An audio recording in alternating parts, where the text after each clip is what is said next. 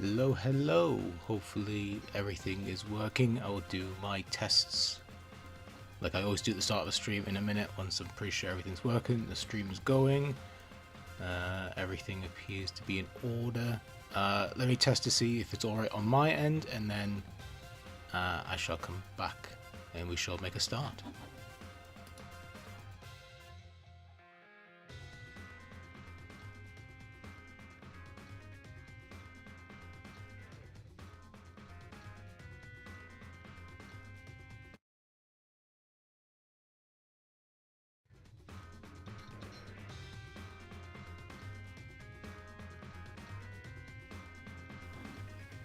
Okay, everything appears to be good. Let me just put a tweet out saying that I'm live, and then we can properly get started.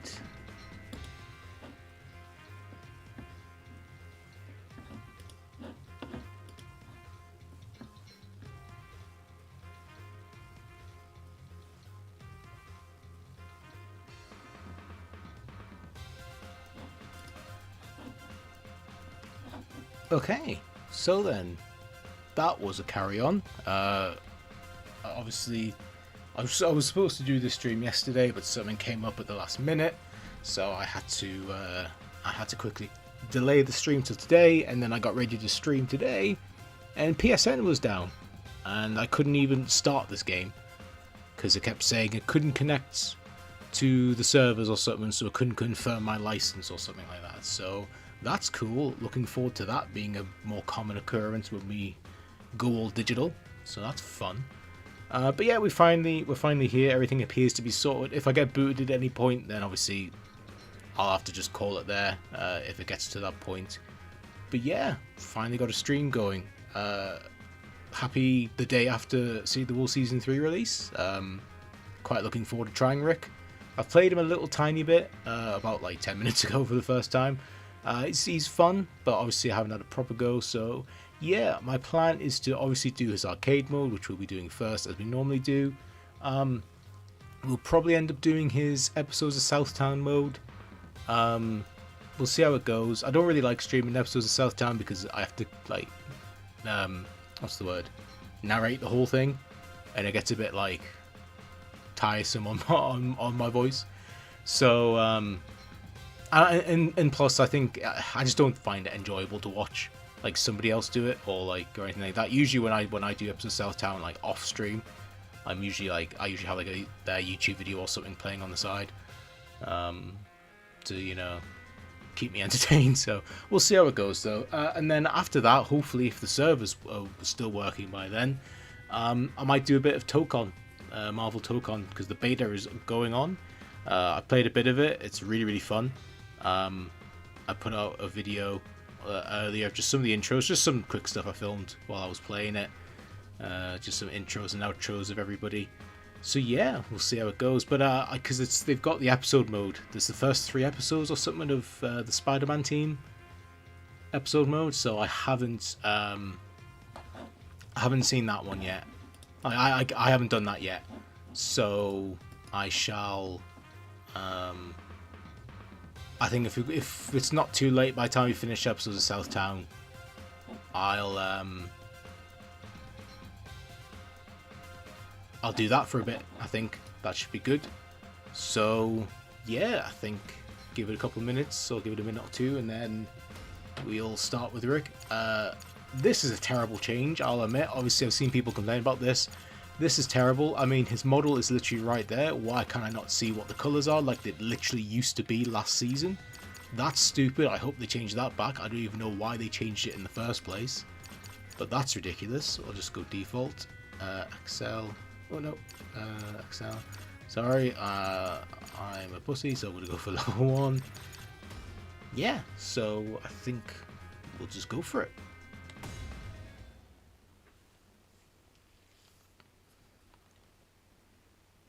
Oh, by the way, if you hear anything in the background, I have my window open because it's hot as hell. So if you hear anything in the background, like kids screaming or cars driving by, can't do anything about that. Apologies, just have to ignore it. And once fearsome warriors roam the streets like stray dogs. And though his legacy remains here in my keeping, it does so with no heir apparent. If there are any left in Southtown with fangs that bite, with claws that tear, with the ruthlessness and undying spirit of a true warrior. Come to King of Fighters. Who will inherit the legacy of the fallen emperor? Let the last wolves of this city determine that for themselves. Strowd.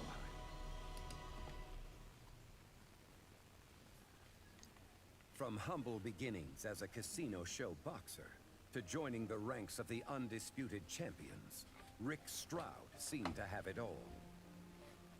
With precise strategy and wild instinct, he overwhelmed every challenger with ease, mesmerizing all who witnessed his feats of strength along the way. But behind Rick's meteoric rise stood one person, Catherine, his loving wife and #1 fan. But with every rise, there comes a fall. On the way to one of her husband's bouts, Catherine was in a terrible car accident. Though her injuries appeared to be minor, she never regained consciousness, leaving the champion's wife trapped in a deep, unending sleep. As he watched over her in her hospital bed, a piercing whistle of wind suddenly filled his ears. Heeding its mysterious call and sensing a way he might rouse his wife from her tragic slumber, the legendary Rick Strowd sets out to join the King of Fighters tournament. Damn, that sucks about his wife. Because I remember she's in, I think she shows up in his Real Bout 2 ending. Round 1. Get ready. Fight SPG.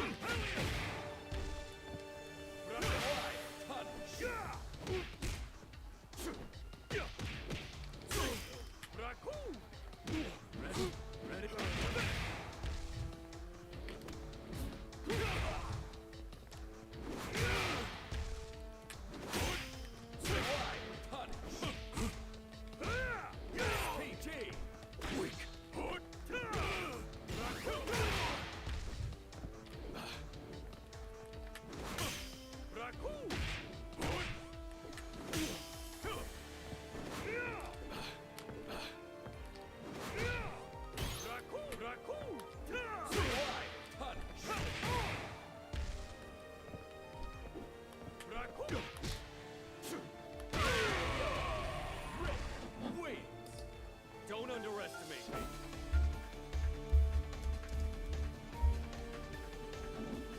Round 2. Get ready. Fight SPG.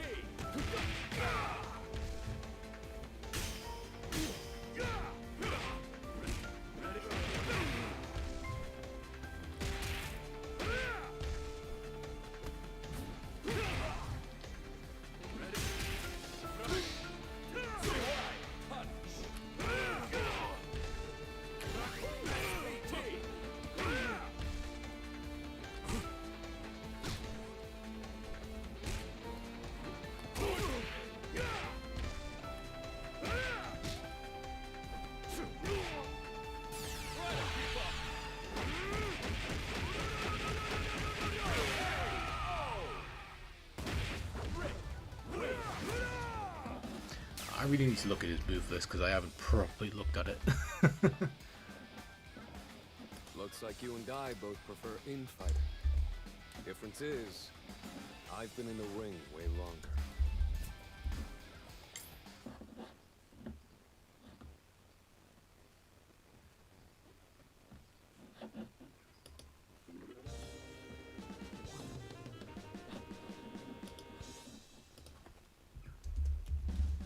Look, I got my own problems.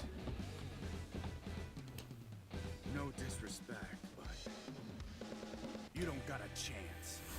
Round 1. Get ready. Fight SPG. Wide punch.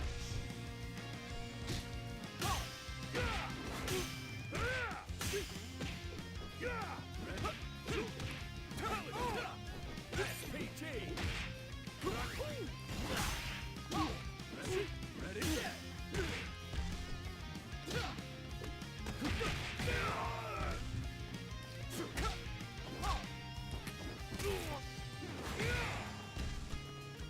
Watch it.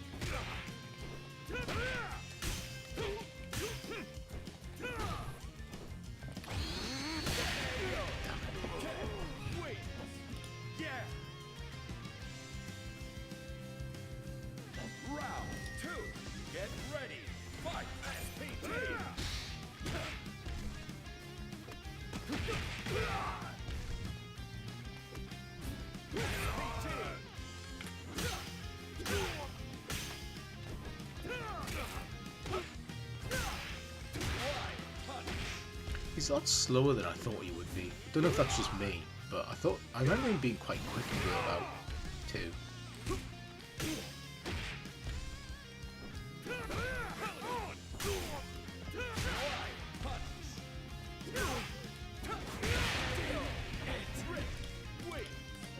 Don't underestimate me.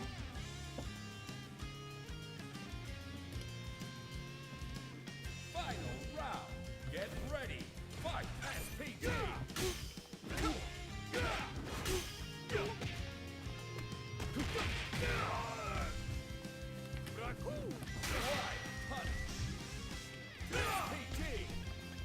Watch it.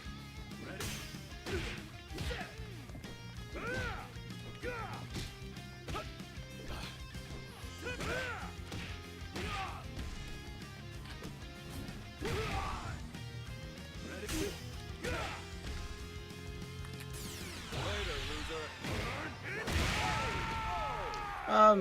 Hey Magnet, yeah, he's cool, but I don't know. I thought I don't know why. I just assumed he'd be quicker.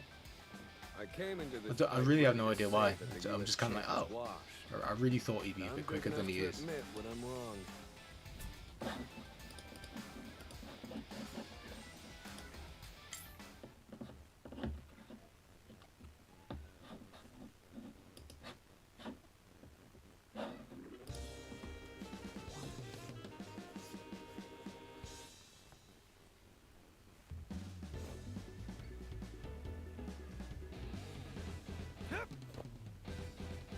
Round 1. Get ready. Fight SPG.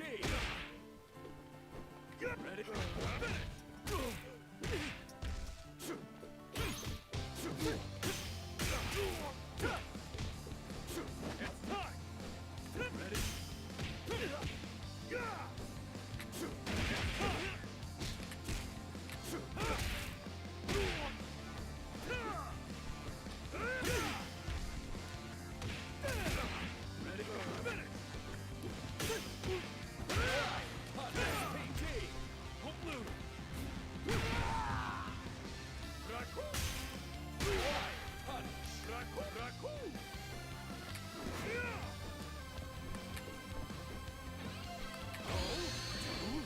Oh, I fucked that up. I'm done. Yeah. Wait. Next. Round 2. Get ready. Fight SPG.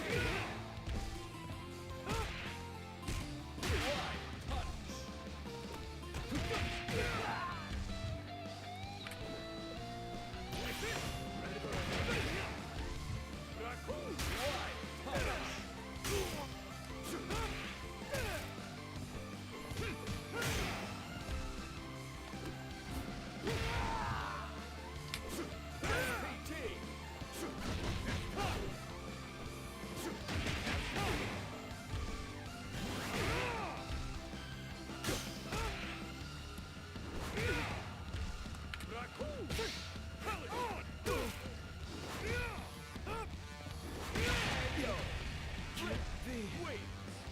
Don't underestimate me.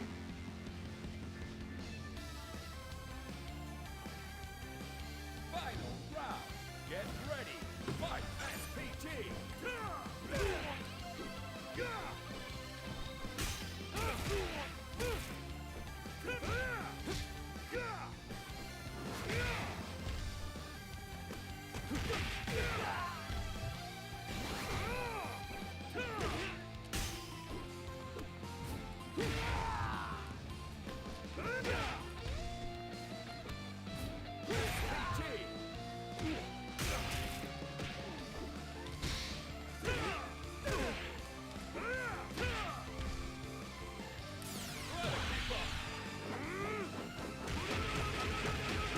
Walking into that building. Rick wins. Okay. If you want to fight for what you believe in, you need strength. And considering your beliefs, you'll need a lot of it. Damn.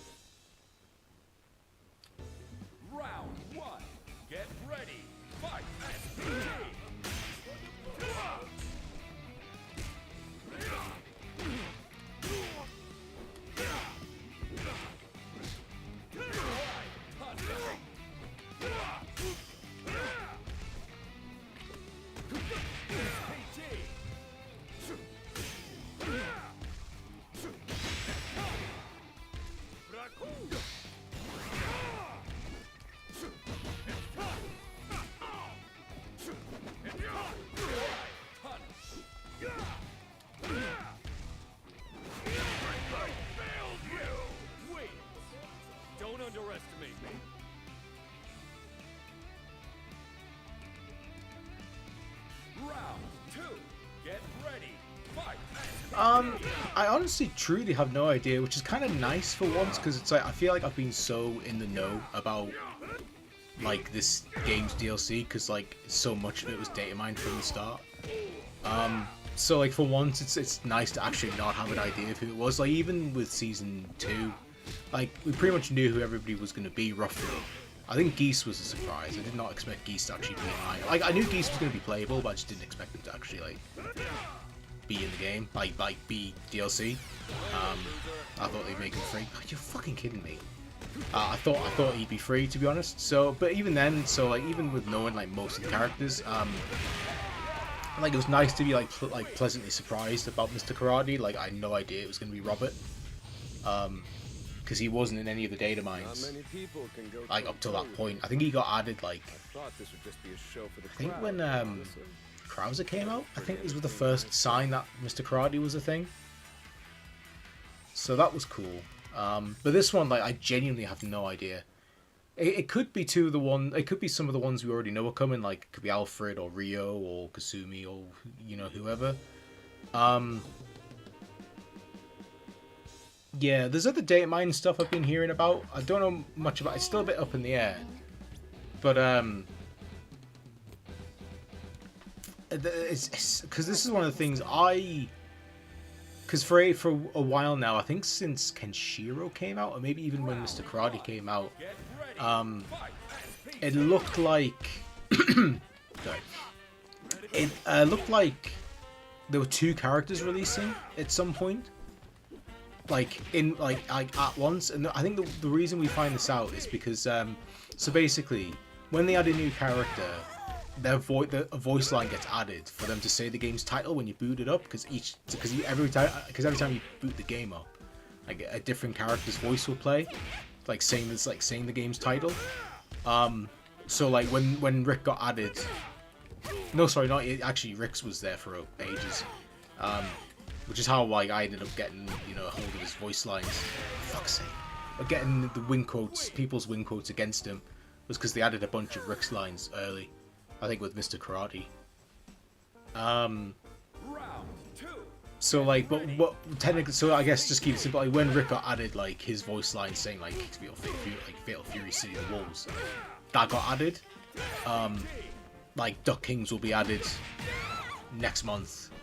So on and so forth. Kings will be added the month after. The weird thing is that there was a month at some point where 2 characters, like voices, like I think it's PL039 and PL040, like they're like 2 voice lines saying the game's title are being added at once. So either the character after Kim is 2 characters in one, so it's like so it's kind of like, I'm trying to think of an example of like a 2-in-1 character, kind of like a Ferrator type thing. There's probably better examples, but basically like 2 characters in one. So it's like a character that fights, or like with another character as part of their moveset, and they're both say the game's title, or they're actually like dropping 2 separate characters at once. It's a bit unclear. Some of the other files as well kind of suggest that like they both have their own arcade mode in like episodes of Southtown Conversations. But like it's weird. Like it could be a guest, because I think the conversations, I think one of them talked to Billy and Terry, and the other one talks to Rock and Box. So like the fairly generic ones. I think if it's 2 characters, whether it's 2 characters in one or 2 separate characters, my bet is honestly the Jins. Like if it's a Fatal Fury character, like it could be the Jin brothers. I don't know if that's the case. Could be way off. It could be a guest character who fights 2 in 1. It's just weird. Like it's kind of hard to really nail down exactly what's going on. The other character, I have no idea. Rick. How are ya? I hear you're rocking the boxing world these days. Yeah, it really has been some time. I'm doing all right for myself. And it looks like you haven't changed a bit. I can even still hear the blessings of the fire spirits around you. Oh, are we getting all spiritual now? Do you have some kind of superhuman shaman senses or something? No, nothing quite as special as that. I can just sense certain things sometimes. It's difficult to explain, but the wind speaks to me. About the fate of our battle and even about how we can't rest until Geese's legacy has been destroyed once and for all. That's great. And yeah, I agree. Those gene scrolls are extremely nasty. Like you said, our priority should be getting rid of them somehow. And I think that might even be the key to saving her. Her? Are you talking about your wife? She's in the hospital, right? It's nothing you need to worry about. Let's say I have a reason to win beyond winning itself. Alright, but just so you know, I have reasons of my own to fight as well. Yeah, I expected nothing less.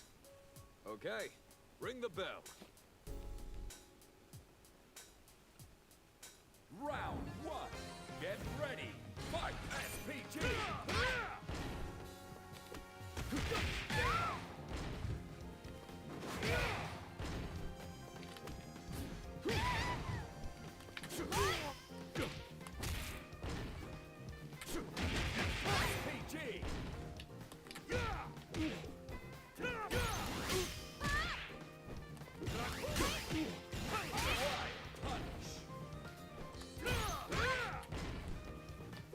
Yeah, Laucorn's. I think my two most like anticipated this season so far are definitely. I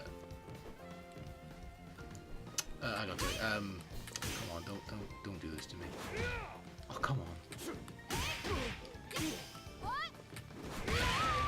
on. Yeah, my two most anticipated this season are definitely Laucorn and Kim. Kim, because I'm just interested to see what they do to make him stand out from Jae-hoon. And obviously Dong Han as well, but mostly Jae-hoon. I'm also looking forward to seeing like Kim family interactions and all that stuff.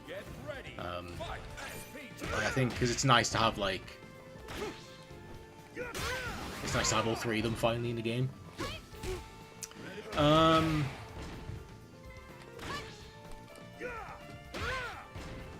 Yeah, and with Laucorn, yeah, he's super interesting. I really can't wait to see like what they're doing with him, like how they're fitting him in. Like how they're fitting him into like this game and this timeline. Obviously, because he's young, like he's as he is in the movie, while Terry and everyone else is like has been aged up to like mark the Wolves era. So that's interesting to see how he fits in there. Like, what's his story going to be? Is he going to come with a Wolves Destiny add-on? I think he will. So that's pretty interesting. Trying to think who else. Like, what else about I think in general, like his moveset, because it's pretty much going to be like it's pretty much going to be like a new character almost, really. So I think that's quite exciting. How strange. The air swirling around these scrolls is.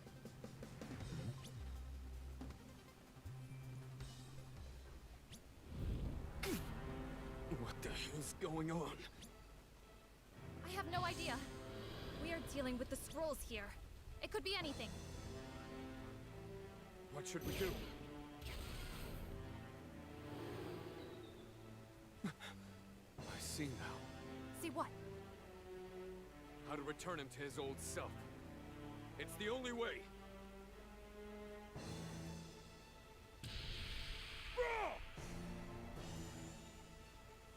The kid isn't himself anymore. I'm shocked he's not fighting Terry. Forget who you're talking to? Raiding in hot-headed It really contenders seemed like is that's what I do what they were best. going for. But oh well. It's kind of annoying because you know this fight's not canon. Fight SPG.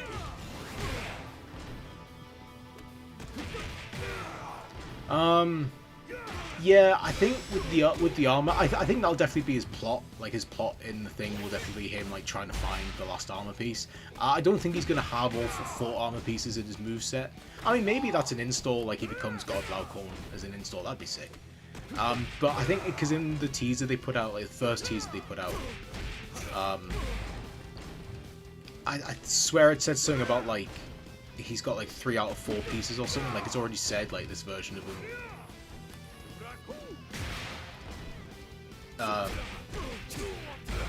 Like he hasn't got all the armor, but he's got most of it. So I think the majority of the story is probably going to be him trying to find the last armor piece. I'm interested to see if Rock is the main character of this, or if they do it for Terry, because like obviously I think they should do it for Terry. Sorry, I think they should keep Rock obviously as the main character, and I think they are definitely doing that with like this stuff with Franz now.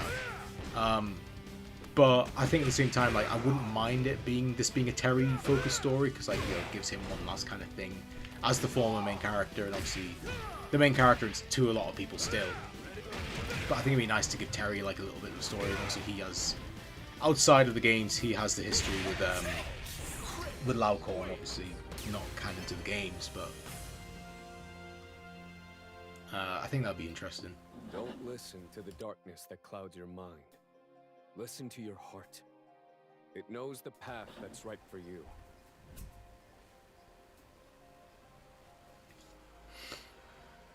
Yeah, like obviously overall this is still Rock's story, and I think because I'm pretty sure Franz will be added in season 4, and I think he'll come with his own Wolves Destiny. I think they're probably going to do a Wolves Destiny every year, every season. I hope so at least. Maybe not for the season 5, but we'll see how it goes. But I think they're going to do like a villainous character every season, and I think Laucorn is this one's. I think he'll come with the Wolves Destiny. And I think Franz will be next season, and he'll come with his own Wolves Destiny. And I think that'll continue the Rock storyline. But I think this would be a good kind of like middle ground, like kind of interlude little story for Terry, kind of give him something to kind of chew on as the main character, like as a main character for a bit before going back to Rock. It's as I thought. These scrolls radiate with a sinister energy. But could they truly be the reason she won't wake up? Mr. Strowd, your wife's condition is worsening. Please come to the hospital. Of course! But tell me, how bad is it? She's been declining steadily. I'm sorry, but it's not looking good. Is this it? Can I really not find a way to save her? Sorry, but I have to go. It's an emergency. Yeah, I overheard. Listen, hold on a sec. I have an idea.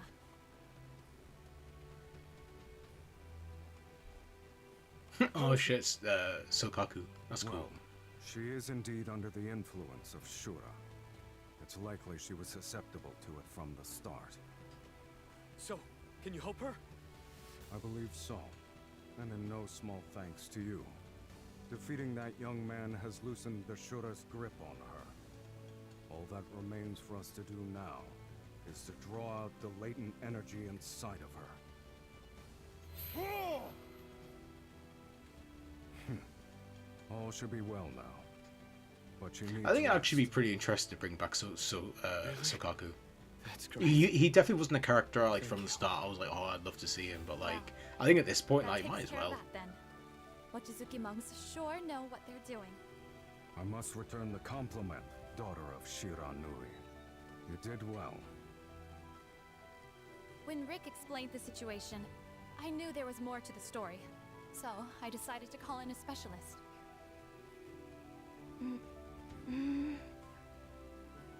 Catherine, it's me.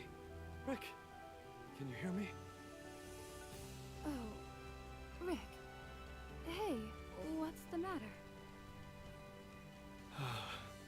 Thank goodness. Thanks. You too.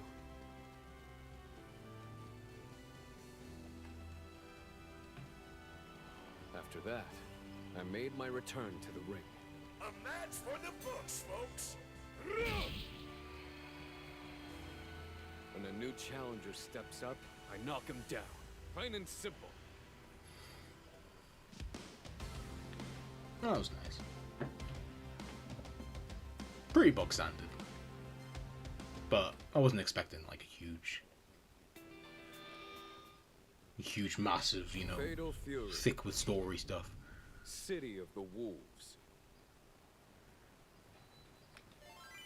So it's episode 7 now, and I can finally take these headphones off and I can stop sweating.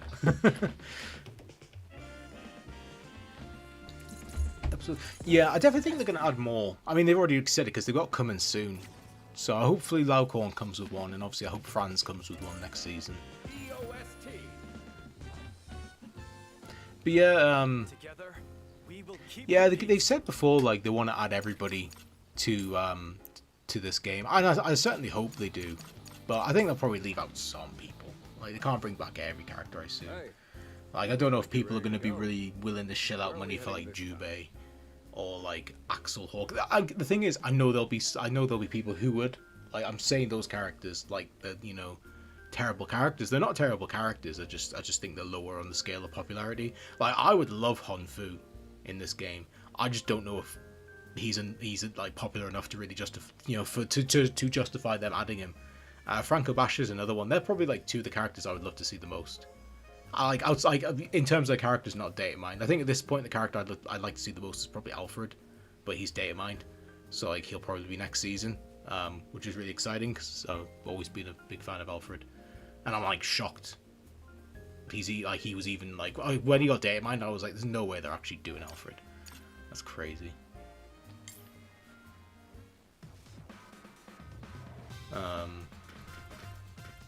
I hate this character select screen. Like, I get the idea, and it's a nice homage, but, like, honest to God, it's like playing fucking Where's Waldo.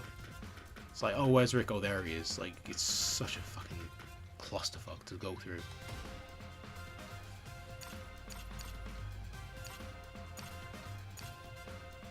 so who's the challenger?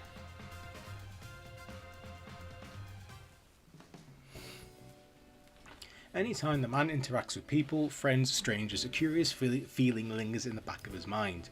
It's a vague, frustrating sensation too difficult to describe properly. He remembers once when he was little, his mother told him people might not understand, but it's nothing to be ashamed of. He had only nodded, not knowing what she meant. Even without her saying this, he'd always felt since childhood a certain divide between himself and others.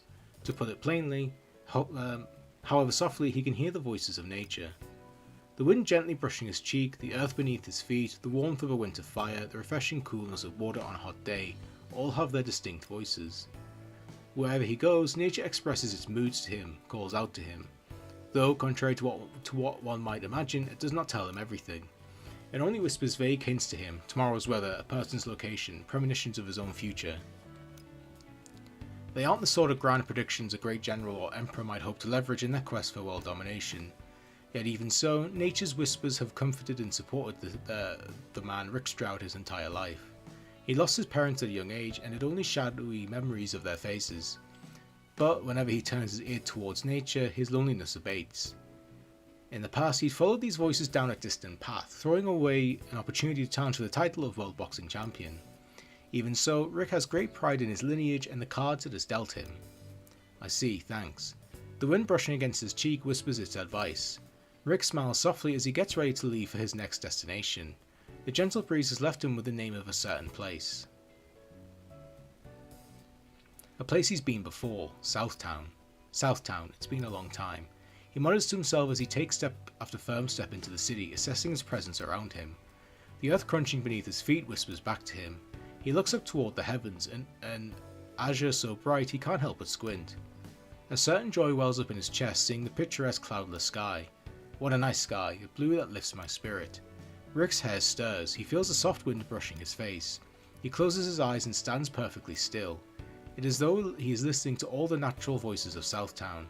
Yes, it seems, and something is waiting for me here. I'm excited to see what it is.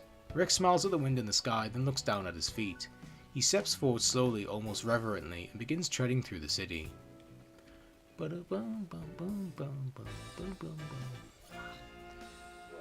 The earth leads Rick to the city centre, a place full of happy laughter.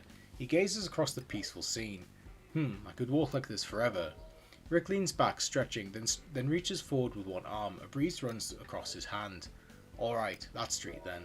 Whenever Rick travels, nature is his companion. Its voice has always been the perfect guide, no maps needed. You told me to be proud, Mother, and I am. That's how I've come so far. Rick speaks for his own ears. As he turns a corner in front of a cafe, he senses something at his feet. If he hadn't been paying attention, he might have trodden all over it. There on the ground is a small marten. Oh, are you all alone? Rick crouches down and reaches over to the marten. It appears used to humans as it doesn't immediately run. I see. You're lost? Would you like me to carry you? The tiny stray marten climbs into Rick's hand without hesitation. Rick strokes the creature and decides to find a place where it will be safe. Hey, what do you think is the worst kind of guest character in a fighting game? I think, without a shadow of a doubt, immediate answer is Ronaldo and Ganachi. Just the fucking worst. Like, real people, just no. Like, just absolutely not. That's so... Because there's nothing... Because, like, I think one thing that's bothering me a lot about guest characters these days is, like, a lot of them are just starting to feel like advertisements. Like, when you compare Geese and Tekken to, like, I don't know, like Tifa and Street Fighter 6, like even Clive, I'll keep the Tekken actually, like Clive and, you know, in Tekken 8, like so much of it just feels like Geese felt like a passion project. Like it felt like they just genuinely wanted to add Geese in the game, and like it just clicks. Clive is like, it feels like it was too late anyway for Final Fantasy 16, because by that point most people didn't give a shit about that game anymore. I don't know what, I thought it was just noise out of the side of the window. I didn't know what the hell that was. Yeah, like by time Clive got added to Tekken 8, it was just too long. Like it just been too long. Most people didn't care about 16. He just didn't fit the game. Like he just didn't blend in well. He stood out really badly in my opinion. And like it just felt like marketing. It felt like it was only done for money. I mean, at the end of the day, these are all done for money. Like I understand that, but I think there's a big difference between something like Geese and Clive, where like you can feel the passion, you can feel that like this was something that they were really excited to do, versus like Clive, which is just like, hey, do you just want to put, you know? Because again, it's like, judging by what Square Enix said about Tifa being in Street Fighter 6, it's like other people had asked for Tifa, but they were like, no, we don't want to. So like Clive wasn't even the character they probably wanted. Like they probably wanted Tifa, but Square Enix were like, fuck off. Like, who cares? Like, we don't care about you. But like, obviously we'll do it for Street Fighter 6 because that game's doing insanely well. I think for me, honestly, I'd say Geese. There's probably better examples, or like, you know, like Heihachi and Soul Calibur is a fun one. You know, there's probably some others I can't think of at the moment, but I would definitely say Geese in Tekken 7 was just so, because he just fits so well. Like to me that's the best type of guest character, is one that just like blends in to the point where you're like, if you're an outsider and you don't know anything about Tekken, like if you're an outsider and you've never played a Tekken game in your life, you'd go through that roster, see Geese Howard, and you would assume he's a Tekken character. Like you wouldn't know he's a guest. Like he just fits in that well, and I think those are the best ones. I mean, at the same time, like I'm sure they'd say that, even if, you know, like I doubt. I mean, if the devs were the ones that said that, like they're not going to go out and say, yeah, we're adding Clive. We didn't want to add him, but we're adding him. You know, like I'm not outright calling them lies, but like I take PR speak like that with a pinch of salt. Like, yeah, like of course they said that. Like, of course they said they like Clive. Maybe they did. Maybe some of them genuinely did. I just like, you know, I just don't. I mean, I feel the same way about Noctis. I just felt like Noctis was a really weird fit. Like even if they did Cloud, I'd feel Cloud would be a weird fit. It's just swords and Tekken like that. It just doesn't do much for me. Like at least Tifa punches people. Like I don't think Tifa fits in Street Fighter 6 either. But you know, I think Capcom's even aware of that because they've put out this thing. Like basically, I think they said like they've used Ingrid. Like Ingrid's sole purpose in Street Fighter 6 is to like justify bringing in guest characters, basically, or like more out there guest characters that aren't just like Terry and all them. Let's see him. Which is funny. But yeah, but I think 100% the worst guest character is Ronaldo and Ganachi. I mean, you can take your pick. Some people are fine with Ganachi, but are you kidding me? Yeah, like some people are fine with Ganachi, but have a problem with Ronaldo. Very few people I've seen are or the other way around. I think both suck, because I think both are just very clearly there because of who owns SNK. I think that's the only reason either of those guys got in the game, especially Ronaldo, but Ganachi as well. It's just Ganachi's ties to Saudi Arabia are a lot more hidden. Like, you've got to search a bit deeper to find them.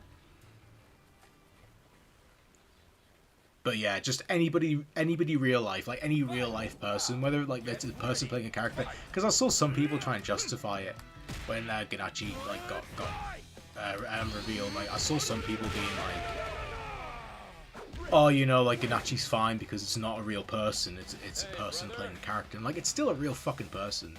Like, I can go out to the world, I can leave my house and I could go out and I could go see Salvatore Ganachi in person.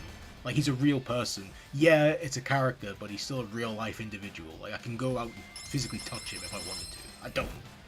But like, you know, it's a lot different than saying like, oh yeah, Clive. Like, no, I can't go out into the world and touch Clive. Like, Clive is a fictional character.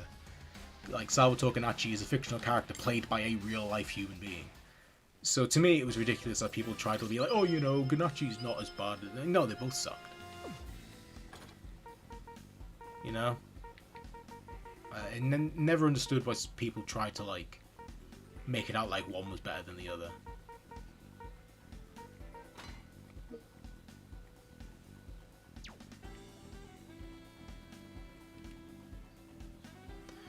Oh, a couple of level 7s here. 40, 79. Just do these. Ring the bell for me. Yeah. Round 1. Get ready. And I think the sad thing is like, if they just kept Salvatore Ganachi, like, didn't change a thing about him gameplay wise, didn't even change his design, like, just make that character not based on a real life person. And I would have liked that, like, and made him like, this is Duck King's new apprentice. I'd have been all over that. Like, I think he's got a charm to him. Like, I mean, I don't like how he plays. I played him a little bit when the game came out, to get the Duck King cameo for that video I did of all the cameos in the story. It's just in the whole game. That's the only time I've ever played as Salvatore Ganachi in this game. Like, I would have been fine with it if it was just they didn't change a single thing about him, but just made like, this is just a character they created, and you know, made him Duck King's apprentice. But like, it's just the fact it's just a real person. It's just so.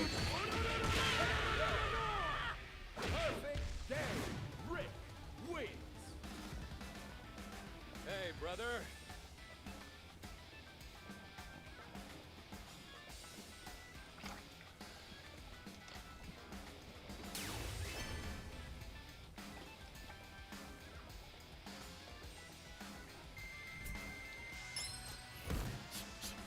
Feeling good.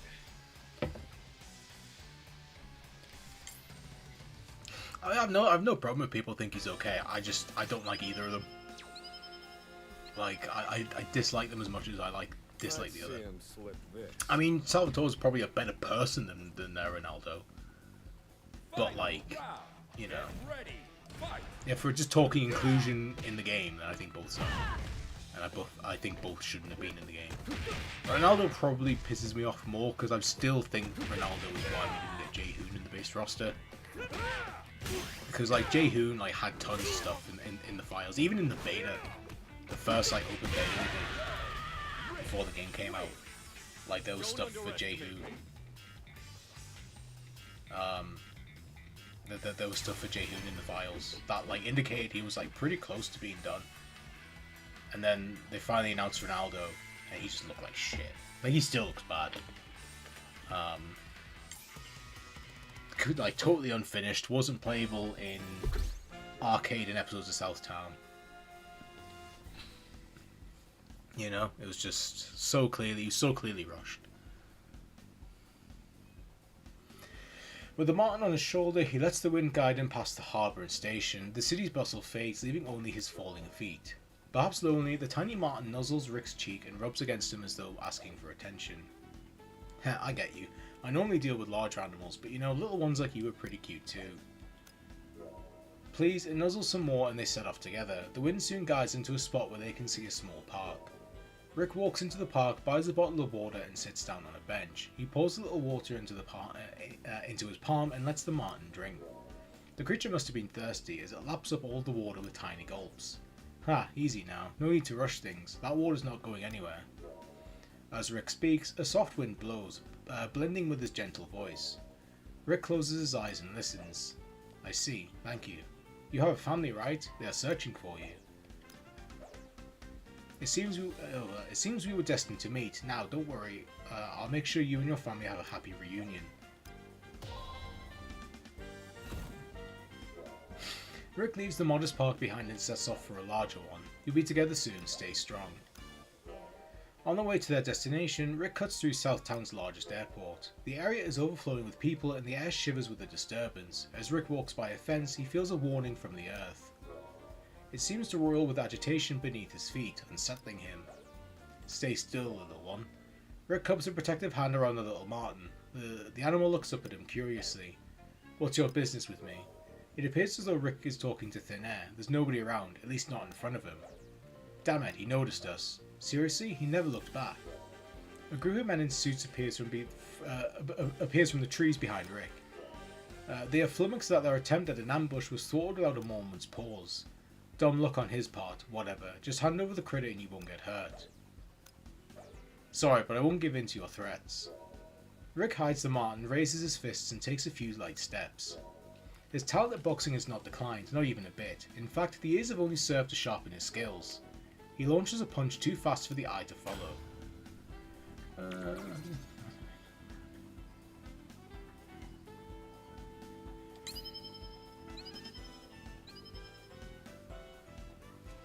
Oh, well, I've never played as him, so I honestly couldn't tell you if he's fun or not, but...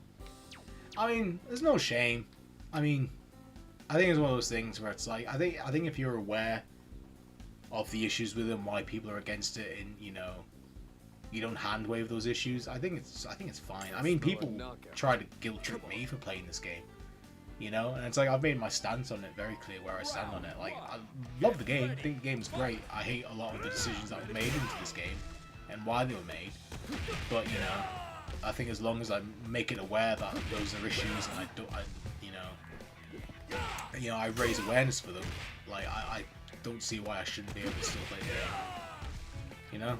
But if someone didn't want to play the game because of those issues, like, all the power to them, you know? Round 2. Get ready.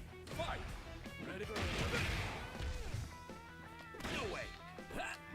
But I just like the game too much, and, you know, I think SNK and the people who made the game, they deserve the support because they made you know, they made a good game. It's better than Street Fighter 6.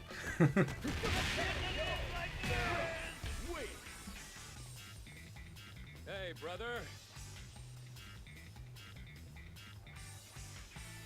I mean, to be fair, he's like, what, bottom 3 used? I think it's like him, Vox, and Ganachi are like the 3 least used characters in the game, so I think if they nerfed him, like, might as well not even like have him in the game at that point. I think if even less people use him,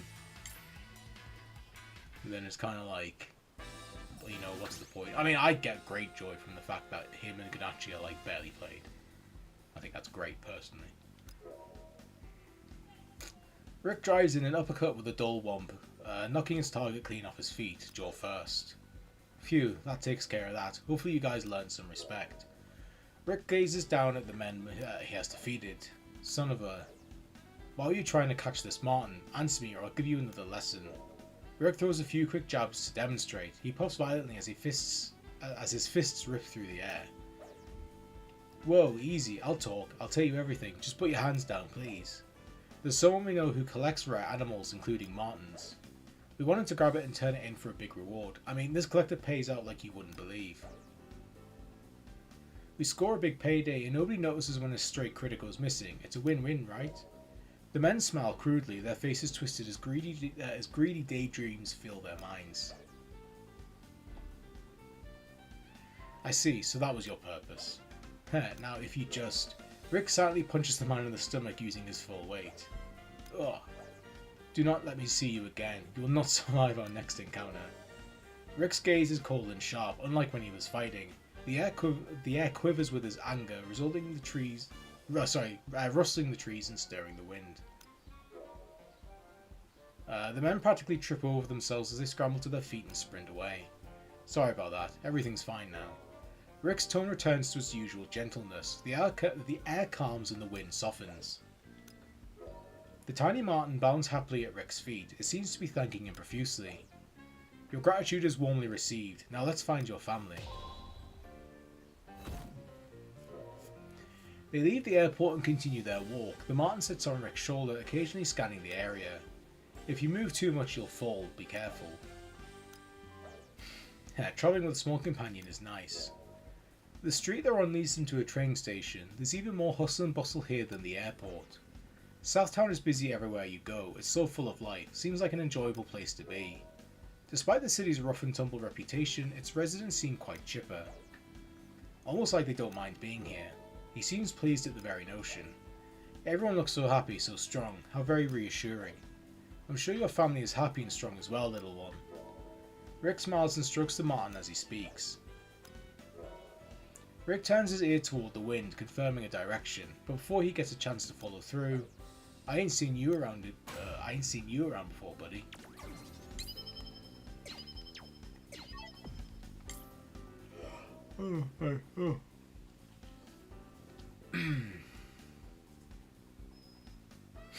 Turning toward the voice, Rick sees a group of men grinning at him.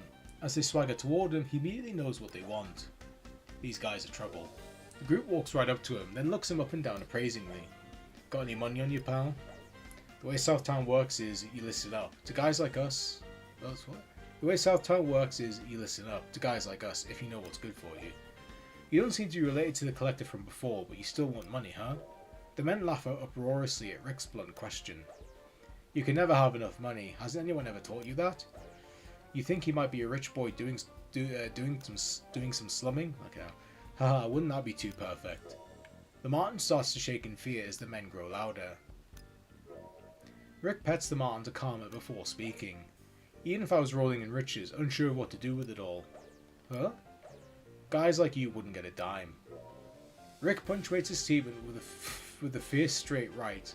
A shock reverberates through the man's side and he lets out a groan. Ready for more? Let's see him slip this. I love how he just punches the shit out of people.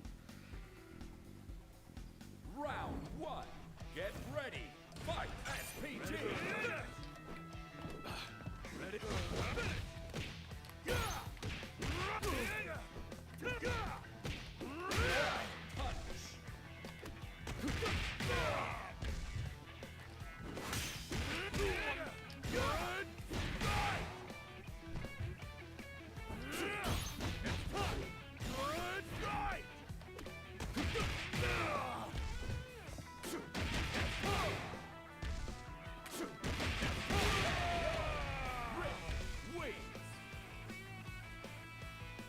Round two. Get ready. Fight. SPG.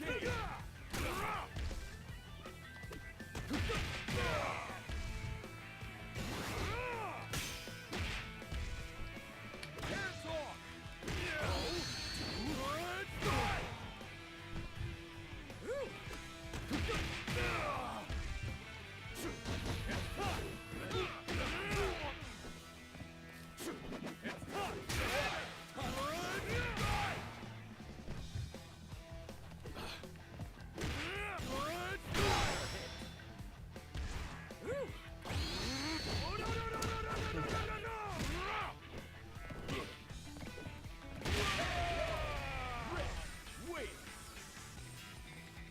Hey, brother.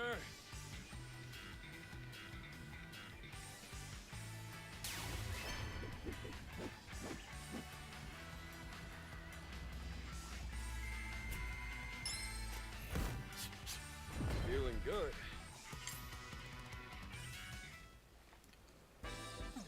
Oh, that's not water. Rick unleashes a series of blows with both fists, and the men collapse to their knees. Gah, who is this guy? Let's get out of here. I don't want nothing to do with him. The men shakily get to their feet and stagger off as fast as their legs can carry them. With the fight over, the Marten cautiously peeks out from some shrubbery before rushing over to Rick. Sorry to put you through all this, you must be terrified. We'll be at the park soon, so hang in there. He gently scoops up the Marten, which nuzzles him warmly once again. Ha! The Marten's innocent response elicits a burst of laughter from Rick. Just then, a breeze rushes through Rick's hair. He listens, then speaks to no one in particular. Meetings always come with partings, I know this well. You have a kind heart, now let me deliver you home.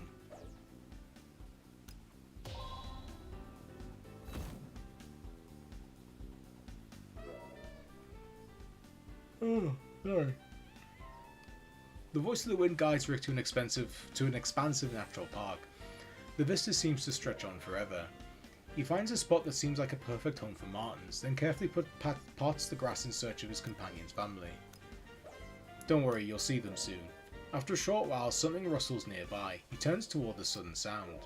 A Marten the same colour as the one he is with stares at them. The tiny Marten springs from Rick's arm and rushes toward the newcomer. There are two different sizes, likely parent and child.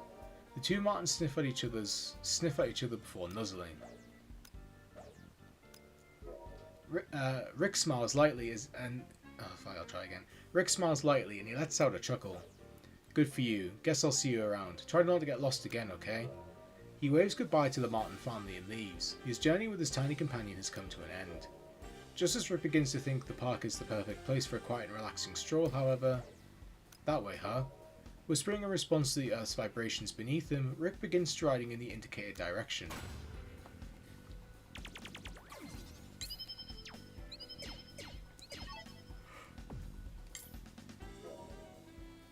Soon, a stable comes into view. Inside is a horse with a well-maintained coat.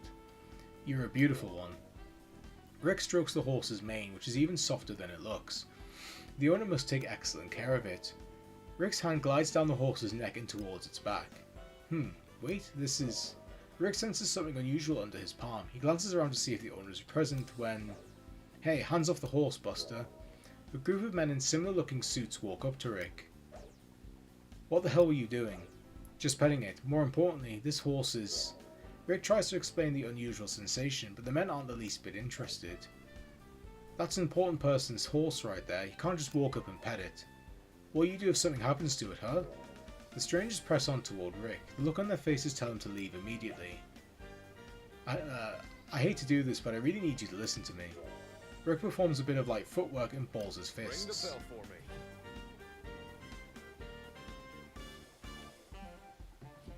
Round one. Get ready. Fight SPG.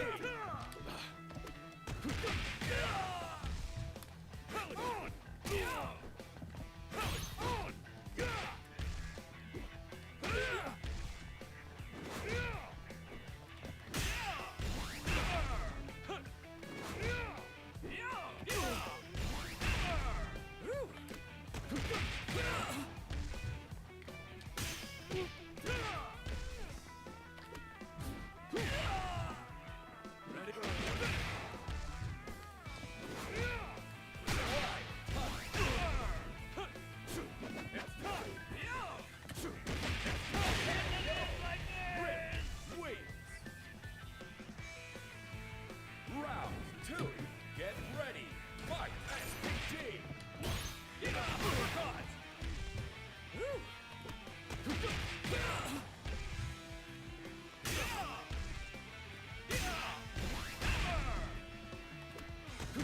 Yeah, it's really annoying. God damn it. Oh, he's probably gonna win this one.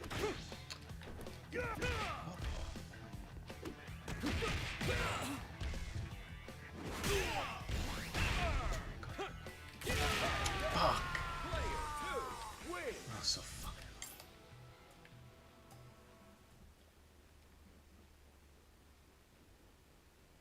Round one. back to this. Get ready. Fight SPG.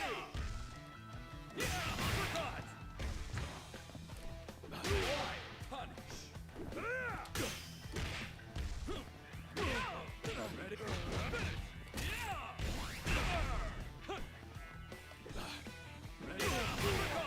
Jesus. Jesus Christ, what the fuck?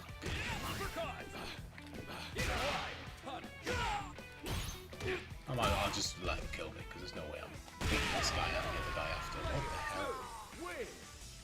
Why was I suddenly getting my ass kicked?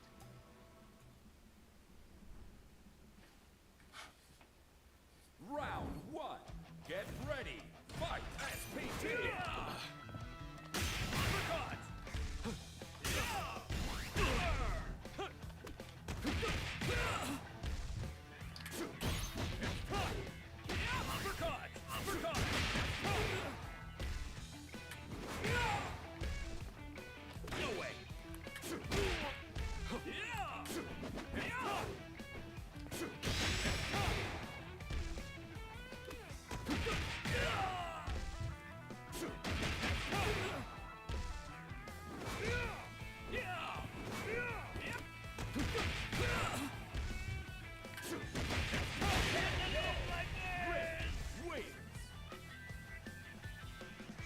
Round 2.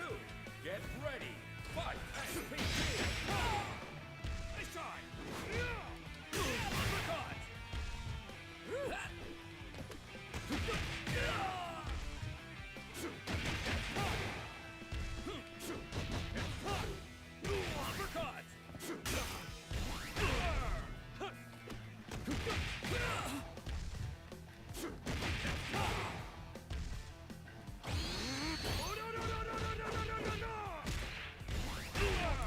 Fuck you.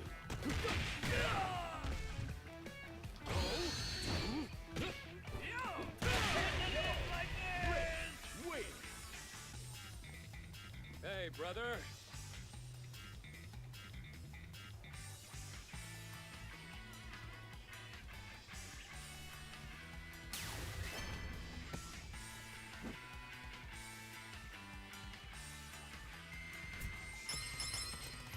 My punches feel heavier now. Looking forward to the next fight.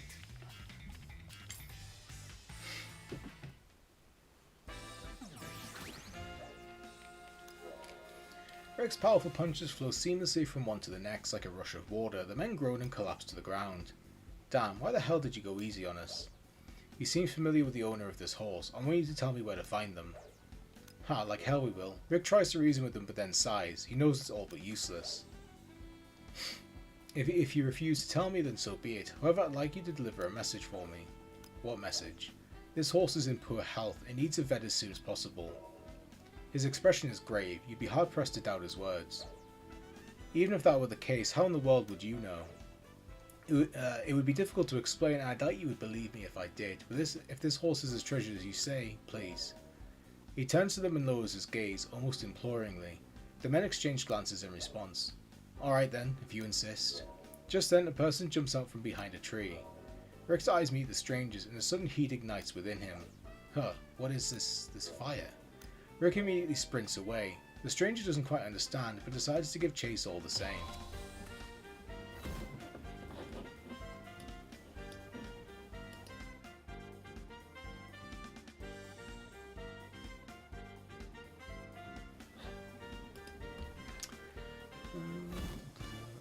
Do I play I play a bit. I should probably play it more.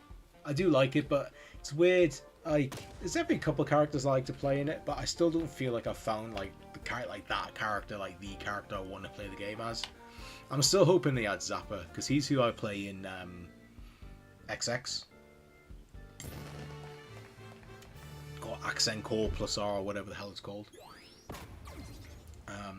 He's the one I play in that game, and I'm still been waiting since like season 3 for them to add him. I'm still fucking waiting. But no, I don't play Strive that much, but I should do. But I'm hoping I'm hoping they add Zappa, probably next season at this rate. But I think when I do play, I usually play Unica. She's probably the one I play the most whenever I do play.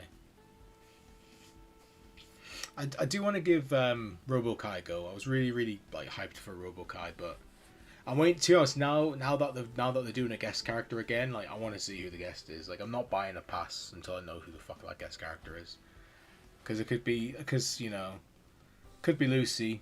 Like, could be a Lucy character who, as in, like, you know, a decent guest that fits well. Or it could just be, like, the biggest dog shit. Like, paid promotion slop. But I'm just pissed they're doing a guest character at all. Rick runs as fast as his legs will carry him, hoping he's shaking off his pursuer. However, as he looks back, he catches sight of a shadow still hot on his trail. Resigned to the fact that escape is impossible, he eventually slows to a standstill. He finally stopped. Rick and his pursuer try to talk and catch their breath at the same time. Who are you? My name is Jenny. My brain always wants to say it as Jenny, but it's Jenny. So, what's your excuse for taking off like that? Our eyes meet and, no, not even that. One look at my face and you bolt? That's super rude. Her breathing now normal, she delivers a piece of her mind. It wasn't your face that startled me, it was the fire behind your eyes. The wind warned me about you, that's why I decided my best option was to run. Rick says this with dead seriousness. Jenny blinks back at him in confusion. It takes a few moments for her to process what Rick said, but when she eventually does, she recoils. Huh? The wind said what about me? By the time she finishes her outburst, she notices Rick is nowhere to be found. Oh, that does it. What's the big idea? Get back here this instant. That's funny.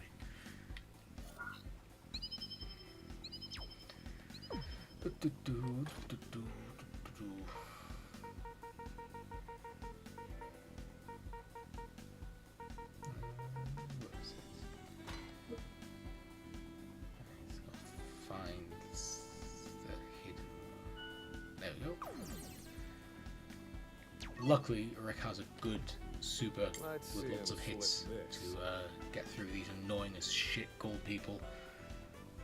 Final round. Get ready. Fight. God damn. Oh, I completely fucked that up.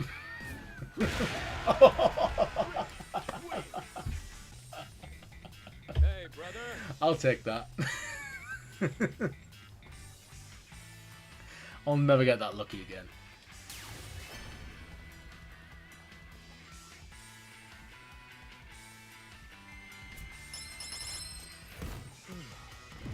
Okay, on to the next round.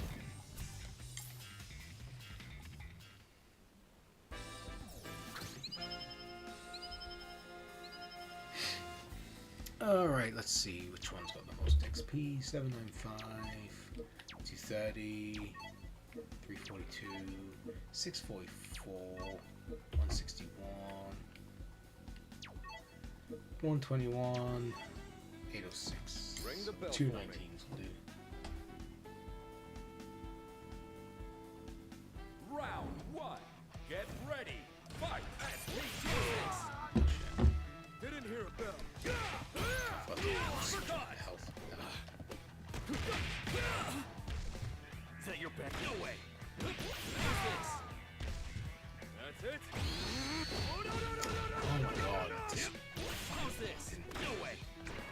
Ready? Ready?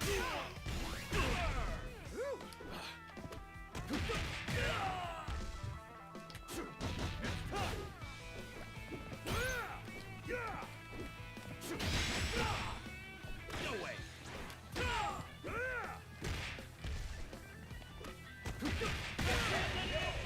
Oh, hello. How's it going? Oh, that was my headphones that fell, sorry. Get ready. Fight.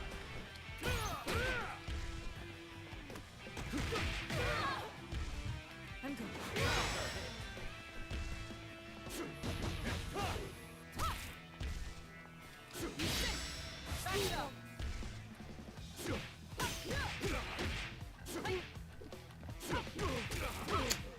Well. What the fuck? How is that even remotely fucking fair? Oh.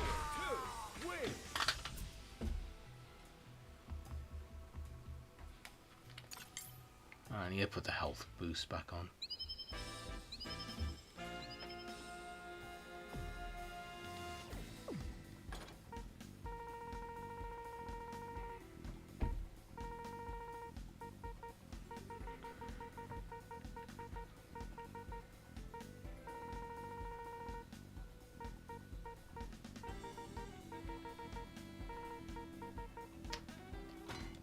Wish it was easier to find shit in this fucking menu. Oh, I can go up to 5 now.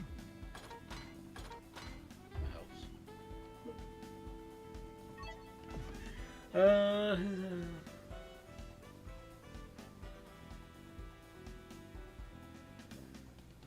By Skylander, do you mean like is that the one that is that the game that used to have like Spyro in it? Do you enjoy playing as Rick? He's not bad. I don't think he's a bad character. He's just not for me.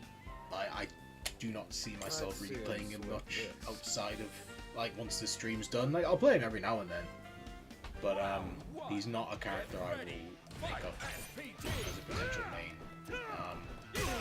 I feel like he's a lot slower than I thought. And I feel like a lot of his special... I feel like his special move list is really limited. He doesn't have a lot of good moves. Like, he doesn't have a lot of moves in general, but like a lot of his moves I just don't think are good. He's just a character where it's like... I think the things you got to keep in mind with a character like Rick are just, it's just stuff I'm just not... Like, my brain's just not willing to do the work to, like, figure out how to play as a character like Rick. Like, not a bad thing, you know? It's just some characters just aren't for everybody, but, like... Yeah, it's just not for me. Like, cool character, just not for me. Round 2. Get ready. Fight. Oh, so that is the one with Spyro. I honestly, I've never played it. I don't know a lot about it. I don't know what types of characters they had in it, to be honest. All I know it for is Spyro. Sure, I don't see why not. Let's go. I mean, I'd have to have a look at the characters because I don't know any of the characters. But if there's one that's cool that they add, you know, I don't see why not. I mean, chances are I'm not really gonna be bothered either way about whoever they add. I'm trying to think, like, there's some characters they could add where I'm like, oh shit, that's really cool. Like, they got like a JoJo character, like that'd be fun. But like, it would just make me want to JoJo ox this game rather than just like a JoJo character in Stride.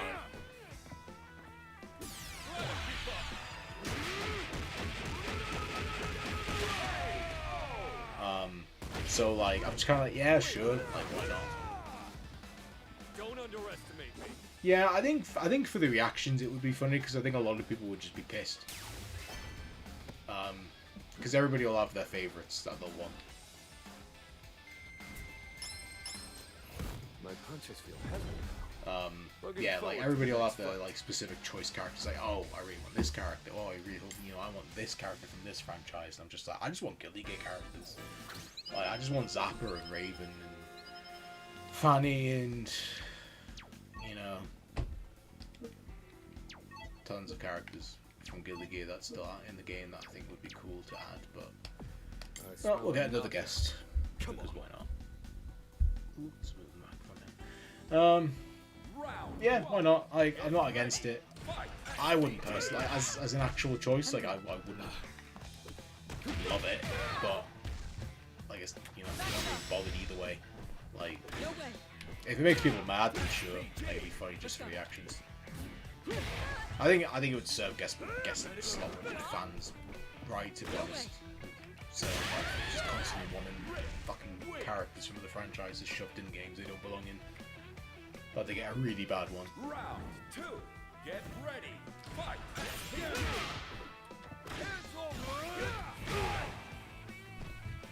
Didn't hear a bell.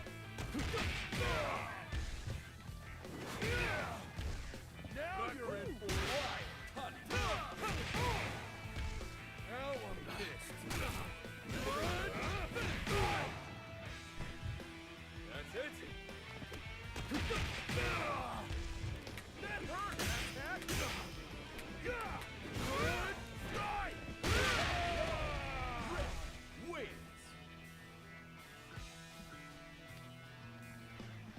Round 3. Get ready. Fight. That one hurt.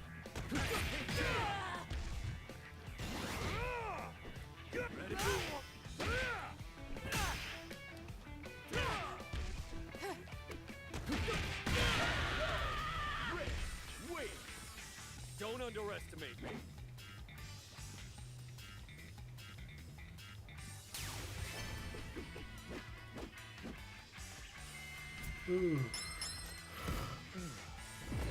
Okay.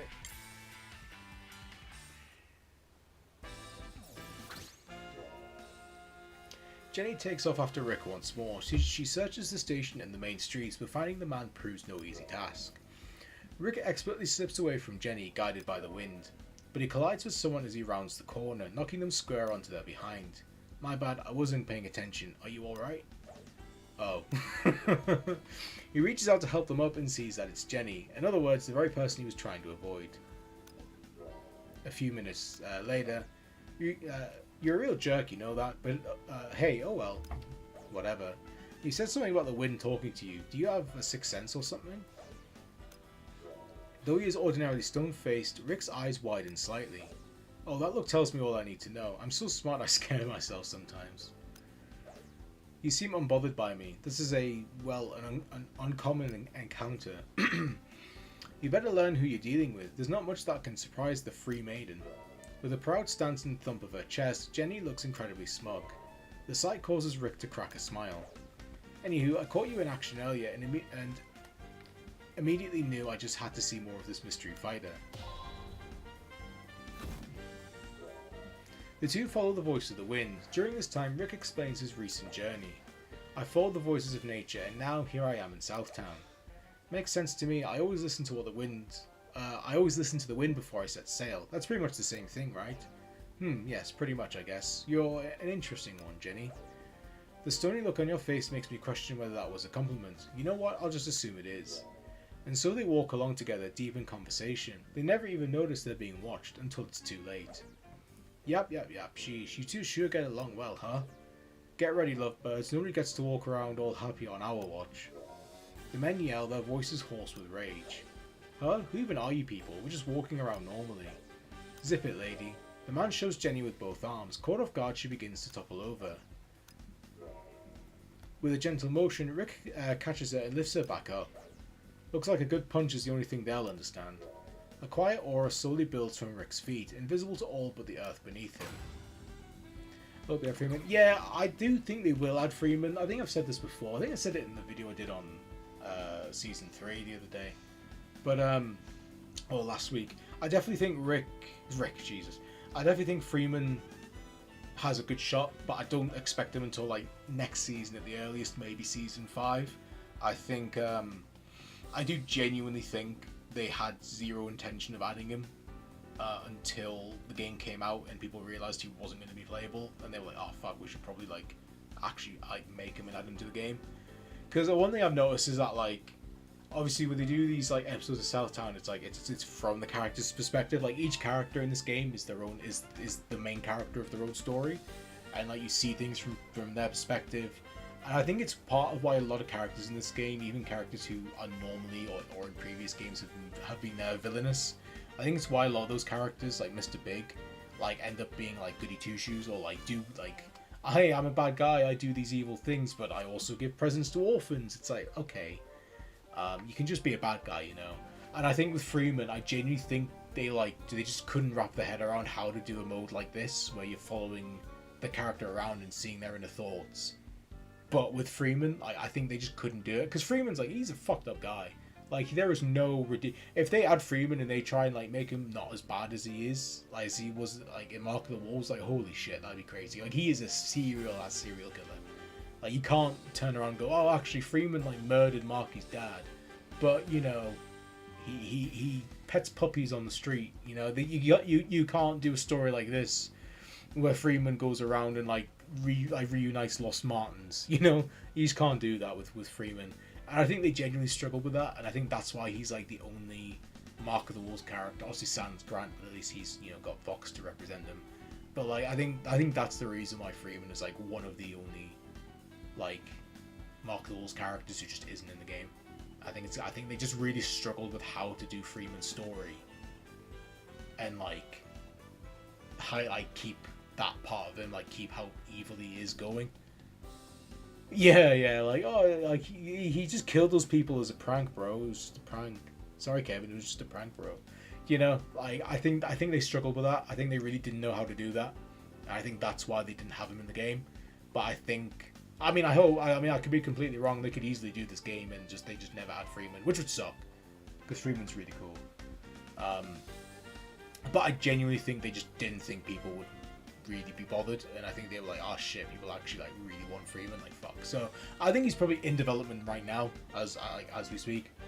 I think earliest he'll be in his next season, but I think he might be a season 5 character, depending. But yeah, that's my theory on Freeman. I think he will be playable, but I don't think they had any intention of doing him until the game came out and people were like, where the fuck is Freeman?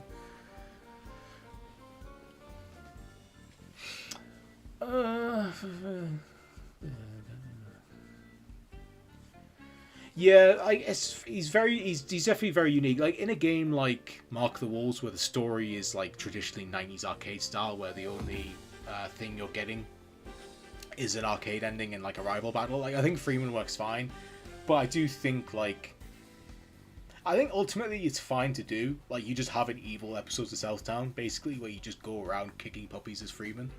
Obviously, you know, figuratively speaking.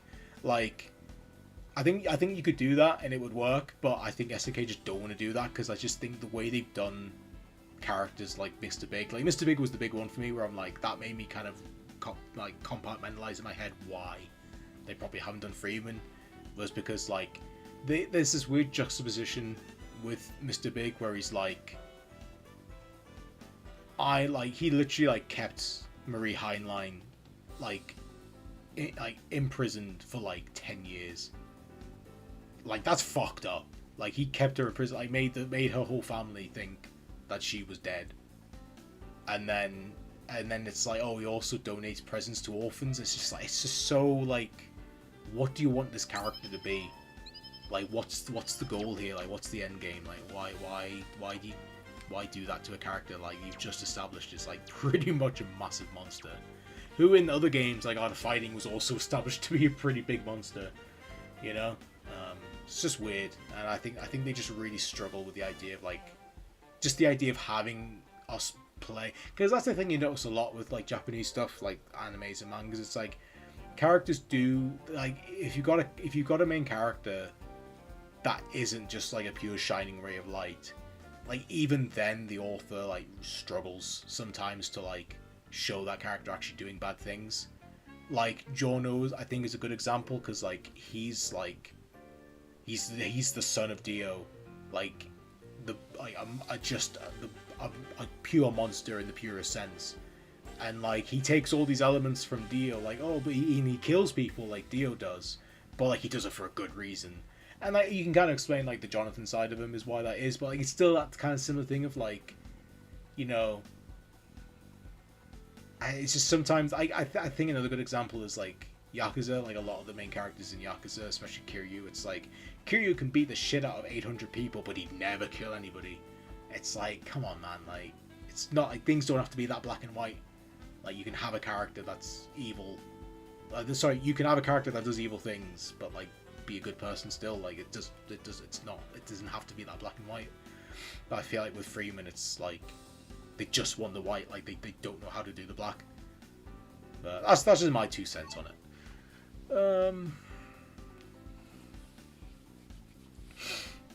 Yeah, Gao and Franz I definitely think will be in this game. I think they'll probably both be season 4. I mean, one of them could be in this season, but I do kind of doubt it. Both seem like they're pretty much locked in for season 4.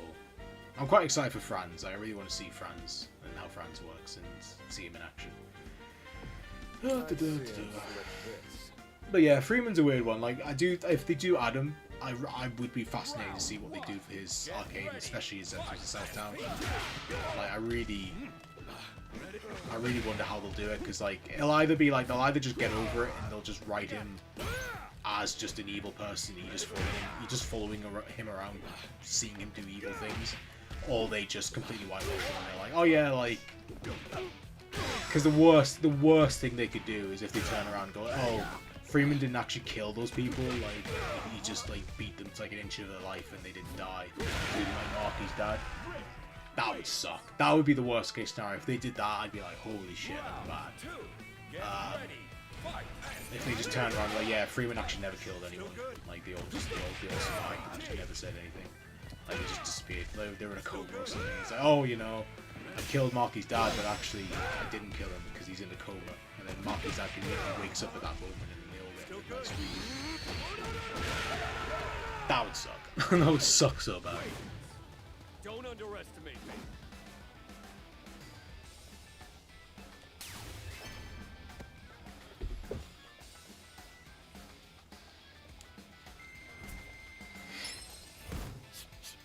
Feeling good.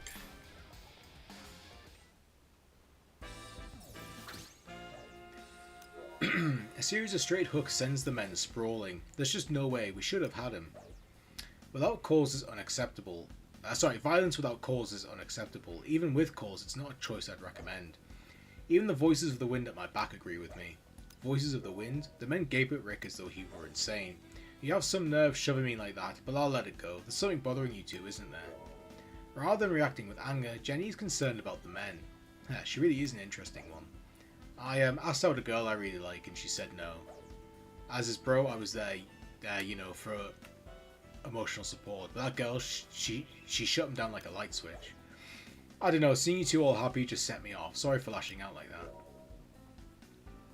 The men lower their heads sheepishly, then walk away forlorn. Well, what can you do? You never know what life will toss at you. I guess so. In any case, Jenny, the wind told me something. It approves of our adventure. Let's get going. Oh, it approves, huh? The wind has pretty good taste, doesn't it? The harmony of the wind guides them further until they are at a sprawling zoo famous for its ostriches. What are we doing here? Don't tell me even the wind can get lost. It's fine, just have faith. Rick steps through the gate without hesitation and enters the zoo. As expected, ostriches stash everywhere, followed by sweating zookeepers. So, I'll try again. So, do you never really plan anything? You just listen to nature and act? If I hear a voice, I usually listen. There's the wind, the earth, the rain, the sky, and even the... Okay, no need to list them all out. I get it, there's a lot. I inherited a sense from my ancestors, who could also hear them, but it's really nothing so grand.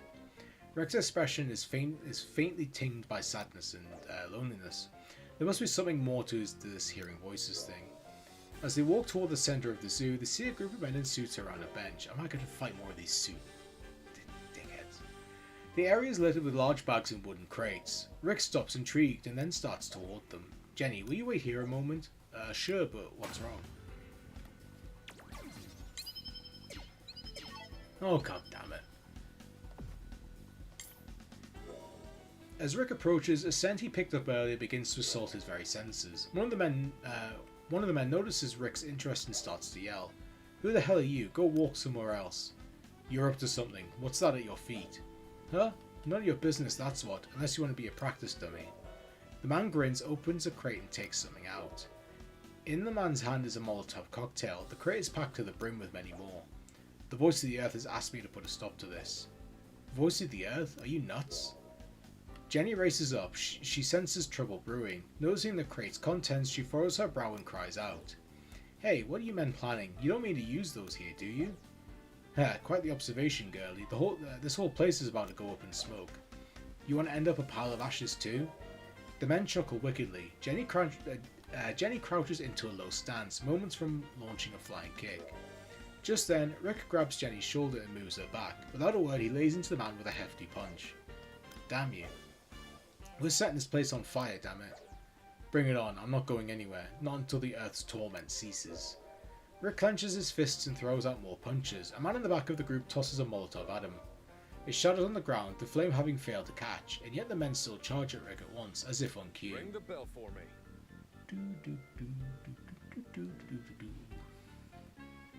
Round one.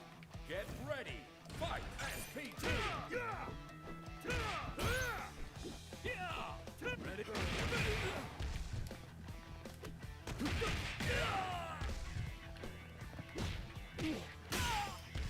Don't waste my time.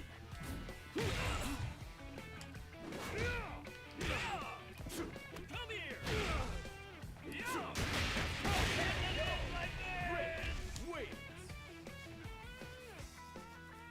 Yeah, it would be weird if they like walk Freeman back and make him not as bad, because like in like Kevin's ending,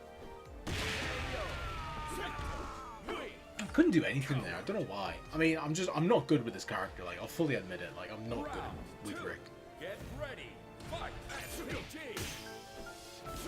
And shit like that. Is that a me thing, or am I just, or is the game kind of like shit for that?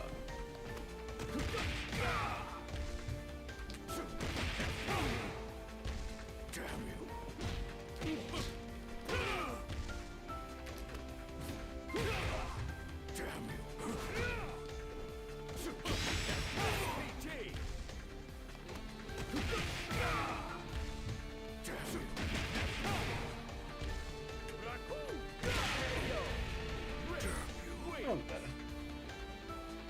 Hey, brother. Final round. Get ready. Fight.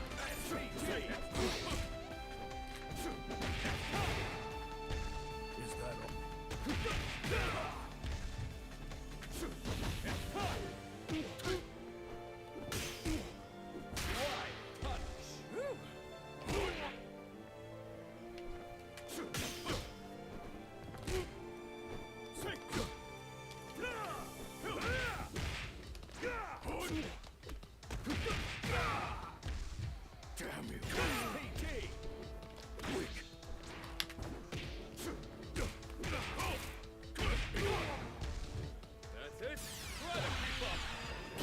Yeah, do it. Oh.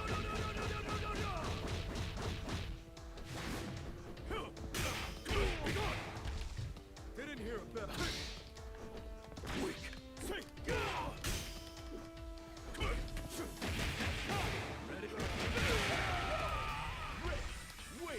I feel like I got lucky there, to be honest. Hey, brother.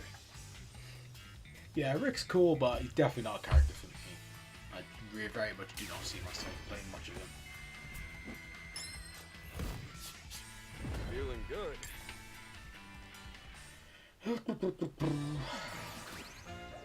One more island to go.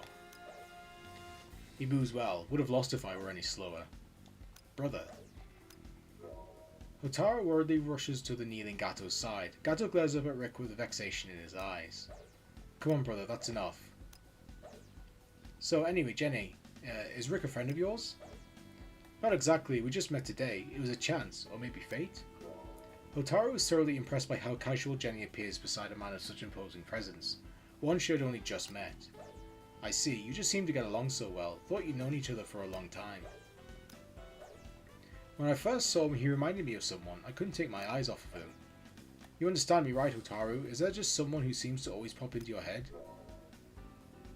Hotaru turns beet red and hurriedly shakes her head, though her reaction is already enough of an answer for Jenny. Not at all. Well, I had a guess of my own as to who, but we'll leave it there for now. The combination of losing to Rick as well as Hotaru's odd reaction has put Gato over the edge. He bites his lip in frustration. Hotaru, we're going with this guy.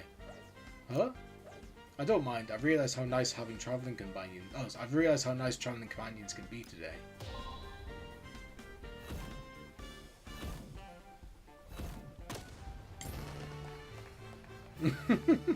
That's funny. Rick and Jenny walk side by side with Gato and Hotaru. Idokatsu is right there with them, of course. The boxer glimpses Hotaru's furry friend and smiles gently. What a cute companion you have there. I was travelling with a Martin just a little while ago too. Really? Wow. What a coincidence. Alright, this little one's name is Idokatsu. You are blessed, Jenny. It seems you have many reliable friends. This power of mine always tended to bother people. I envy you. A glint of loneliness flashes across his eyes for a moment, a signal that Hotaru perceptibly picks up on. You have sad eyes, but don't worry. In time I'm sure everything will get better. Hotaru gives Rick an earnest, kind smile. You think so? Thank you. Behind them, a fuming Gato lunges at Rick, only for Jenny to quickly restrain him. Hotaru's just being nice to him. Don't be like this. Grrr. Rick slowly raises one hand to feel the wind against it. The air gently caresses his palm. Over there, huh? Wait, Rick. Bye Hotaru, bye Gato, bye Idokatsu. With those brief parting words, Jenny runs off after Rick.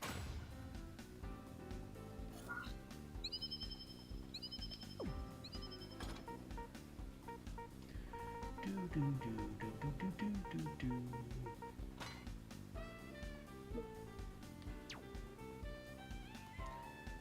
we going?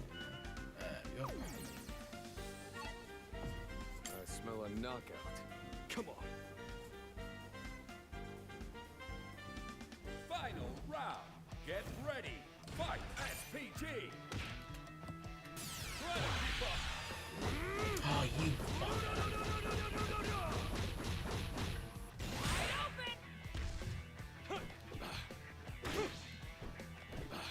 Don't think so. Don't think so. Oh well, I'll take it. Wait. Don't underestimate me.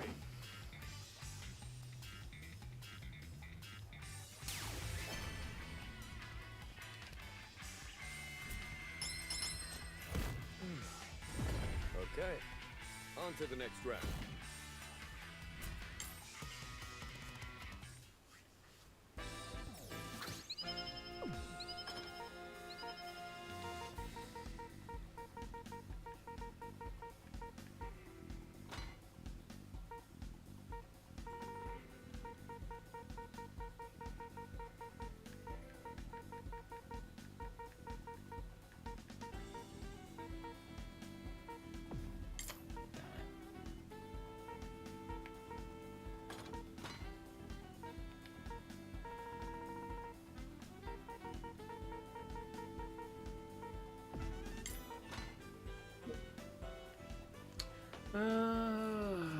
Which ones am I going for?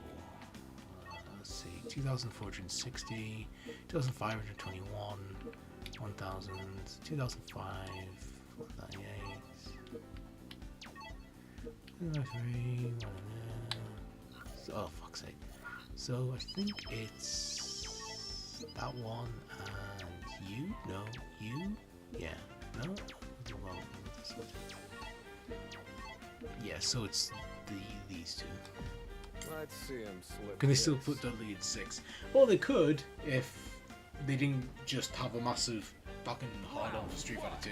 Genuinely, people keep saying like, oh, they're gonna add Dudley to Street Fighter 6. Or they're gonna, like, I genuinely like, I would put all the money I have that the next box that they add to Street Fighter 6 will be Balrog. I know for a fact it's gonna be Balrog. That's it. I straight up just don't expect Dudley. I think Dudley and Makoto are both gonna skip 6 as well, which is just insane. Like the fact, like both of those characters. I mean, Makoto alone, the fact she just never came back. Like she hasn't been back since 4. Not a scratch. Insolence. Oh, I might as well do that and kill him. That's it. Wait. Oh yeah, I know, but it'll be Balrog. 100% it'll be Balrog. They'll go in the fucking grave before they ever put Dudley in before Balrog. Get ready. Fight SPG.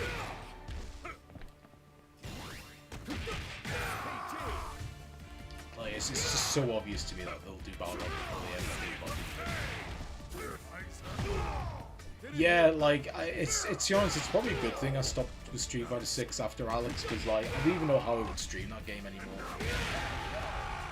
Because it's just like, because all the streams I did was I would do the arcade, then I'd do World Tour, and like, well, the arcade was only like 20 minutes, if that.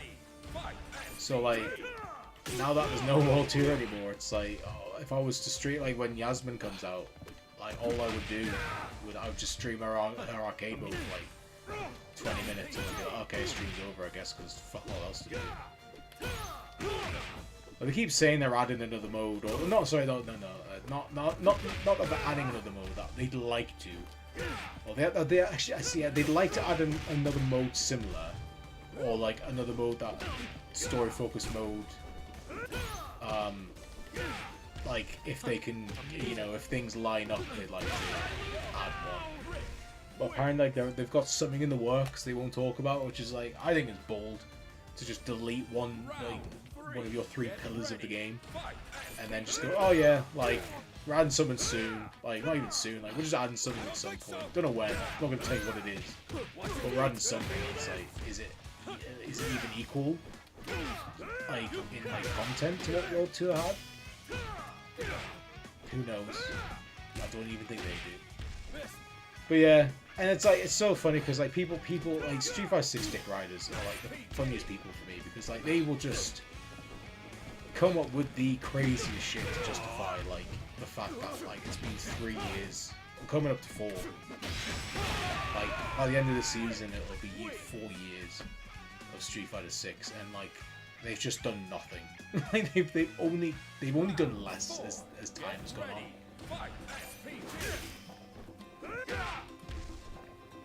Which is funny to me, like they've only taken things out that game or done less content as time has gone on, which is crazy to me, because like Street Fighter 6 is Street Fighter 5 in reverse.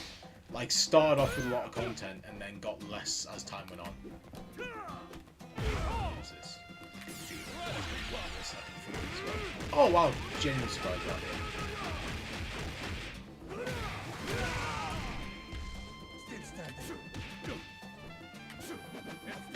I can do this. I can do this. Don't make me do this again.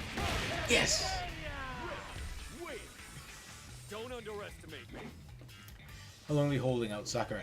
Yeah, like, man, like, I don't hate new characters. Like, I think new characters are really cool. Like, I take new characters easily over like an old character that's in every game, you know. But like, I feel like someone like Sakura would have done so. I think would have eased a lot of people's issues with Year 4 if they had just done someone like Sakura in there. This one, wasn't it?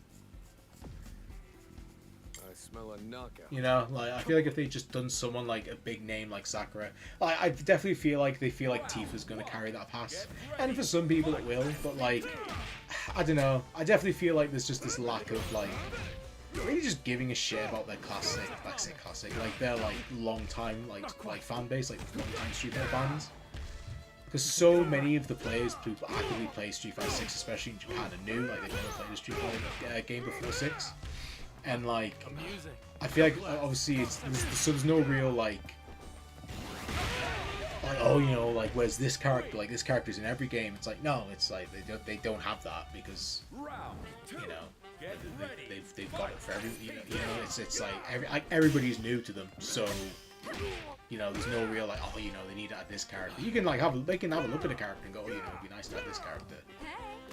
They don't need there's no like oh you know they need to add this character. They need to add this character. Didn't hear a bell. But even with that in mind, it's like, fuck's sake. I can't remember where I was going with this. Well, I genuinely mind wipe. I've just forgotten what I was talking about. Oh yeah, newcomers and all that. Yeah, it's just there's just no real incentive for them. Like, oh yeah, no, I remember my original point. Yeah, I definitely feel like there's just a lack of like they don't really need like I just feel like they don't need. I feel like they don't need to cater to like Street Fighter fans. Like the people like us who are like, oh man, like where's Sakura, where's this character, where's Dudley, where's Makoto? Like they just don't really give a shit about those people because it's like, well, you know, you're not the ones like playing the game. You know, you're not the ones like pretty much actively playing the game all the time. Like, you know. The ones that are like majorly putting money into the game, and like people new, so it's like, God damn Jehu, give me a fucking second. You know, there's no real incentive for them to be like, oh, you know, we need to rush this. Like that poll they did for like in the middle of Street Fighter 5. Oh god damn it, there's another character. Oh fuck, that was so funny. I thought Jehu was the last one. Still good. Let's try.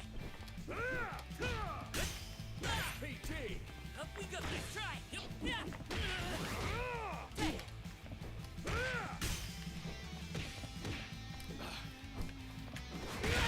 Hey, brother. Yeah, Rick's cool. It's just like I was saying earlier, he's just not a character for me. Like the things you would have to do to play as a character like Rick, like I'm just not prepared to like. What's the word? Adapt. Like I'm just not willing to adapt. I just can't do it. So yeah, definitely not main potential, but he's really cool. Like solid. Like just every DLC character has been really solid. I mean, a lot of the characters in this game, I think, except for the 2 guests, are really solid. So I think Rick's really solid as well. He's just not a character I'm going to play much outside of the stream. Jenny's time with Rick so far has taught her something, made her aware of a certain feeling inside. Rick, he's kind of like Terry, isn't he? The thrill of finding a hidden treasure, the warmth of being greeted by a gentle smile. The feelings of such moments are remarkably similar to what Jenny had once felt toward her first love, Terry Bogard. It's not like they look or talk alike at all, though. Resemblance lies in something deeper. It's something she can't quite put into words. She gazes at him silently, lost in thought. He finally notices her and speaks up. What's up? Is there something you want to ask me? Or is there some problem? I'll hear you out. Ah. Then Jenny realizes it. When she looks at Rick, she feels the same faint heat bursting from within her chest. The same rush as finding a priceless jewel, a fiery spark that makes her chest tingle and pulse. Ah, this must be the answer. Jenny smiles, takes out her phone and begins a brief call with someone. Rick listens intently to the wind once more, hoping it will guide him in the right direction. Okay, got it. And there it is. He hears his whispers with every fibre and bone in his body. Jenny and Hotaru and Gato, the common thread. Yes, now I see. Oh god, hang on.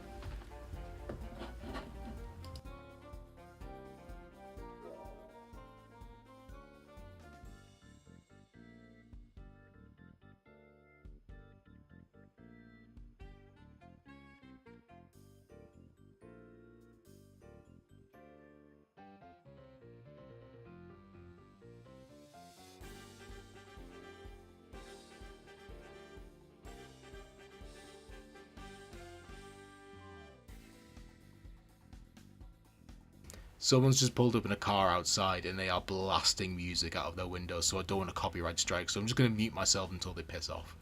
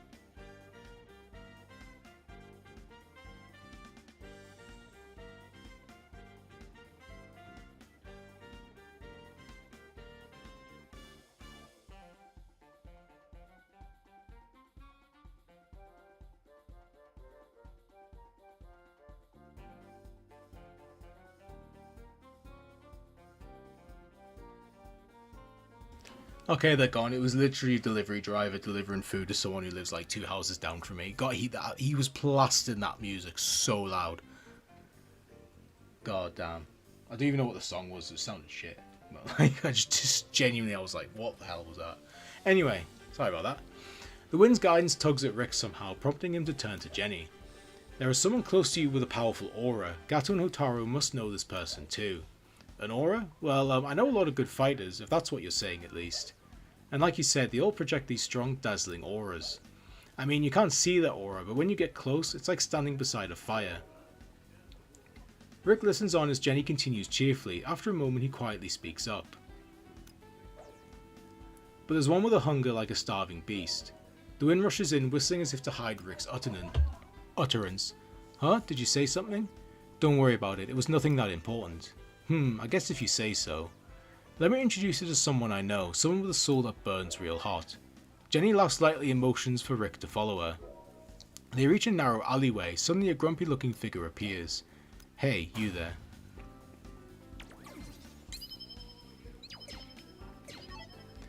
Oh, Billy Kane. Or Khan. Always forget it's Khan. The figure taps his weapon against his shoulder. He's clearly annoyed and he wants them to know it. Who are you? Oh, Billy? What's the idea here, mate? I hear you mess with my little sister's horse. Oh, nice, Lily Kane mentioned. Billy raises the staff from his shoulder, pointing it straight at Rick. Told my men it was sick, did you? What are you playing at? Ah, yes, the horse. I'm glad the message was passed on. Billy lowers his sunglasses, his gaze sharp. The tip of the staff edges dangerously close to Rick. Rick raises a hand and shows Billy his palm. I put my hand on it and it spoke to me. Honestly, it was no big deal. It's no big deal, my arse. Now what did you really do to it?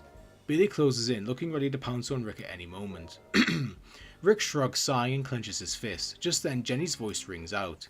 Huh? Did you say the horse spoke to you? You can understand animals too? Yeah. A little. I didn't think nature's voices included talking to animals. Enough dancing around the question. You're going to tell me the truth. The staff whistles through the air, but Rick sidesteps easily. He then drops into a low boxing stance. Looks like we're not getting out of this without a fight. Round 1. Get ready. Fight. SPG. That's it. Get off me.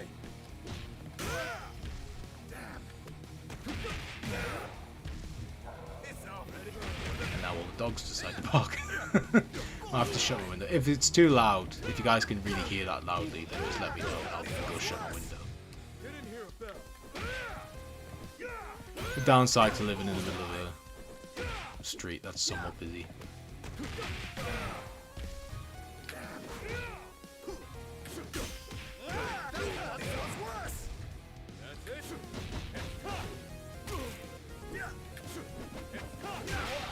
No, come on, go. Oh, nice.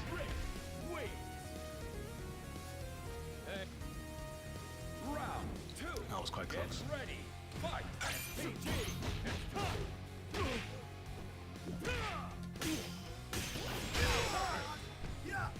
Get in here, Bell.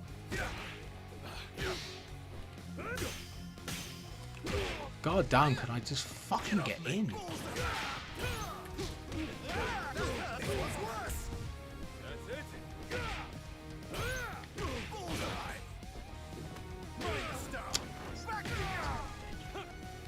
No, I fucked it.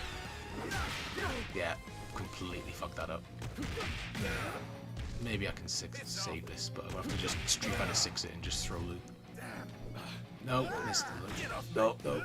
Do not attack. No, no, no, no, no. Oh! Skin of my teeth, I got that. Underestimate me.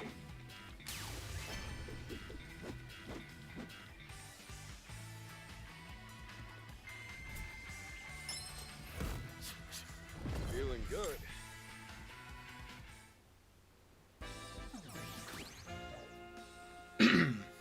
I blew that one. Billy drops to one knee, frowning as he addresses Rick. Honestly, just who the hell are you? Rick stares at Billy, eyes searching him with intense interest. Billy, your name was? You, the water around you, is close to the beast I'm looking for. Beast? Who are you even talking about? Rick mulls the words over, eyes still locked on Billy. Finally though, he simply turns his back. Oh, come on, what's going on here? Seriously, hey, are you okay? Jenny reaches out a hand to Billy, who is still on his knees. Enlighten me, Missy, who is that guy? Billy turns down Jenny's offer, pulling himself up. Oh, guess you're just fine. All I know is he's mysterious and can talk to nature. Mysterious, huh? Real helpful there. Are you just messing with me? Not at all. Is that so hard to believe? I never took you for a skeptic. I'll believe you just this once. Just tell him something for me. That horse really was ill. It's getting treated now thanks to him. Billy clears his throat, turning away to hide his embarrassment. Okay, I'll pass that on. Bye-bye, Billy. Billy watches Jenny walk away with a beaming smile on her face. Good smile lights up a room, right up there with Lily's. Oh, that's nice. Would SK bring back Sugumi Sendo for more female? I certainly hope they would. I think she'd be really cool, because obviously she'd be aged up. I think that'd be quite cool to bring her in. To me, it's like, if the answer to that is like, is going to be yes by default now, because like if they're bringing in Laucorn, I think anybody's free game. Like 100%, I think they could bring back anybody at this rate. Like, and I wouldn't be surprised. Like, Laucorn is such a just deep pull. Like, it's probably the deepest pull I've ever seen. You know? Like, never in a million years did I think someone from one of the OVAs would make it into this game. Rick silently raises both hands, eyes closed, as if to receive some ethereal unknown. Thank you. His voice is soft and his smile gentle as he thanks the sky. He seems to shine brightly, as if enveloped in light. Seems that beast I'm looking for is close. And what is this beast exactly, Something softly brushes against Jenny's feet. She looks down and there. Oh, hey there, Itakatsu, but why are you... Jenny, sorry about Itakatsu. Hotaru apologizes in a rush. Behind her stand Gato and Rock.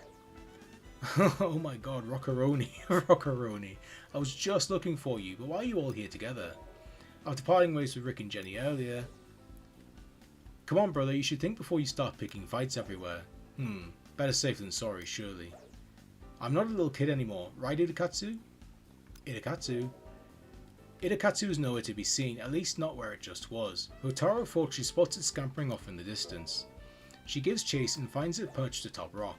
Right on cue. Hey, Hotaru. Oh, Itakatsu, what am I going to do with you? Well, at least you were safe with Rock. Whoa, easy, watch where you're jumping. Hand Itakatsu back.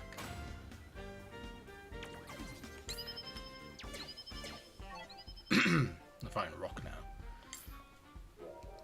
Rick eyes Rock carefully, sensing something from the young man. That's a tongue twister. Gato, still bitter from his previous defeat, gauges the distance between him and Rick, ready to go in for the attack. Yeah, so that's how we ran into Rock. Do you have something you need to ask him, Jenny? Let me just say, if it's a pain in the ass, I'm out. Hey, at least hear what I have to say first.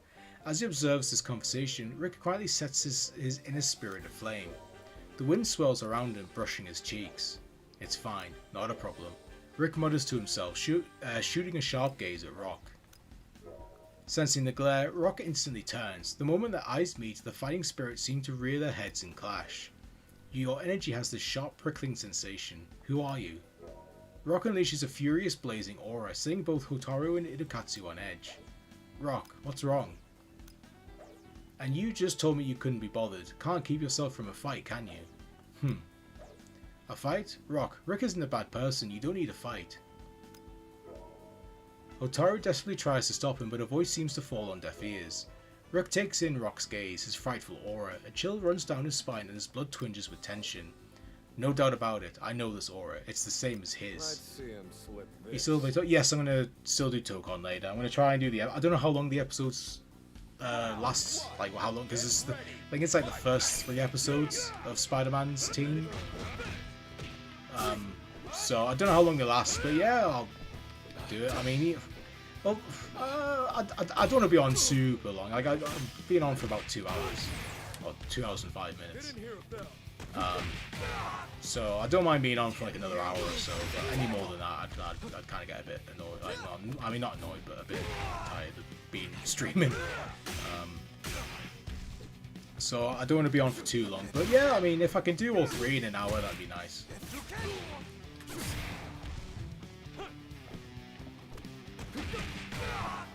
But just have to see how it goes.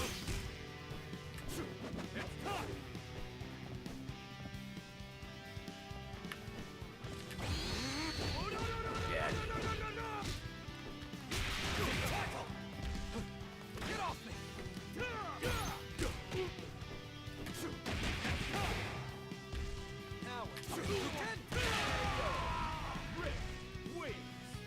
Don't underestimate me.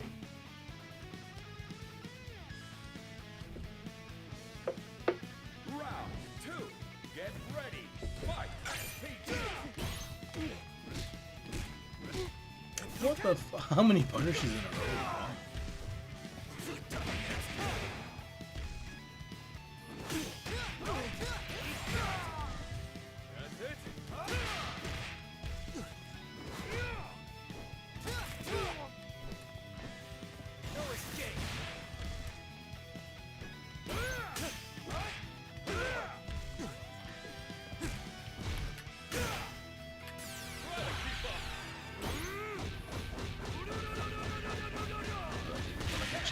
chip damage.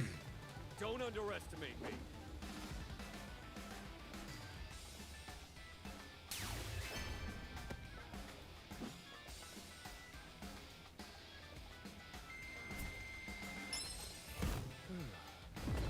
Okay.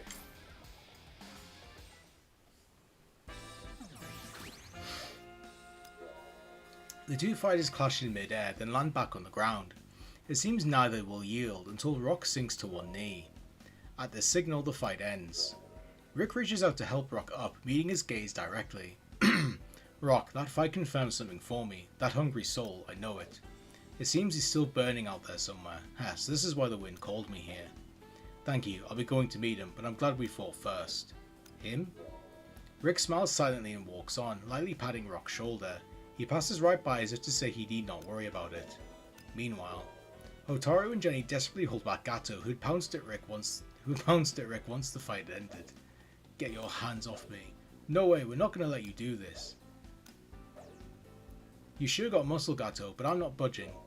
Noticing Rick trying to listen to the voice of the earth, Jenny shouts. That aura, that person you're looking for is up ahead. He's at Geese Tower. Got it. Thanks, Jenny. It's gotta be Terry. It's obviously Terry. Rick sets off for Geese Tower just as Jenny told him. With each step, the wind brushes his face. So that's Geese Tower. Thank you, wind. Finally, I'll get to meet him. An eerie silence only adds to the shadowy atmosphere hanging over the entrance to Geese Tower. Rick stops there, eyes trailing up the length of the building. He can't see the top floor from the ground. It's time. He means to sound cheerful, but his voice trembles slightly. Sweat forms in the palms of his clenched fists. Stealing his resolve, he steps inside Geese Tower and hears the sound of the earth beneath his feet. This is the tower where a charismatic evil once reigned. But now somebody else awaits, there's no doubt about it. Rick quietly reflects on his day as he advances step by heavy step. The wind, the earth, and Jenny, Gato, and Hotaru, all those memories resonate within him. If it weren't for them pushing me forward, I might not have had the courage to come here. The wind, the earth, everyone helping me.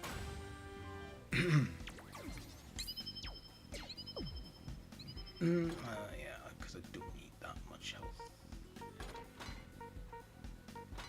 Yeah, that'll do. Sorry, I don't need meter. Yeah, Terry. At the top floor of Geese Tower, the shiny dark brown wood floor reflects light like a mirror, so pristine that one would hesitate to step upon it. Even with its master gone, the tower has retained its brilliance, standing proud and austere like a priceless work of art. As soon as Rick enters, the lingering echoes of battles past reverberate beneath him. Beyond, a man stands before him. Hey, been waiting for you. He waves at Rick with a refreshing smile. It is Terry Beauregard, the legendary Hungry Wolf. You look like you're wondering why I'm here. Jenny gave me a ring earlier. Jenny did? Rick's eyes widen and his gaze meets Terry's. A chill runs down the length of his spine. At the same time, a powerful aura jabs into his skin. Terry's presence is overwhelming, almost oppressive. It takes Rick back to the first time they clashed, and yet it's different somehow, even more intense. Rick audibly swallows, his mind reeling. I've been chasing this man, but his aura is even stronger than I remembered. The pressure nearly puts him on the back foot. An invisible aura slices through Rick, painfully sharp. Ready when you are. Want to get started? Terry readjusts his gloves, the squeaking of their leather echoing through the room. Jenny, the wind, the earth, thank you for guiding me to this moment. Rick crouches low and charges toward Terry. I smell a knockout. Come on. Round one. Get ready. Fight. PG. Close one. Hands off. Ready? Catch you. Rock you. Not done yet.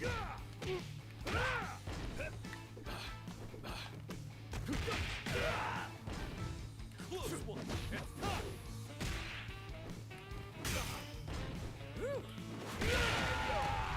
Rick, wait. Hey, brother.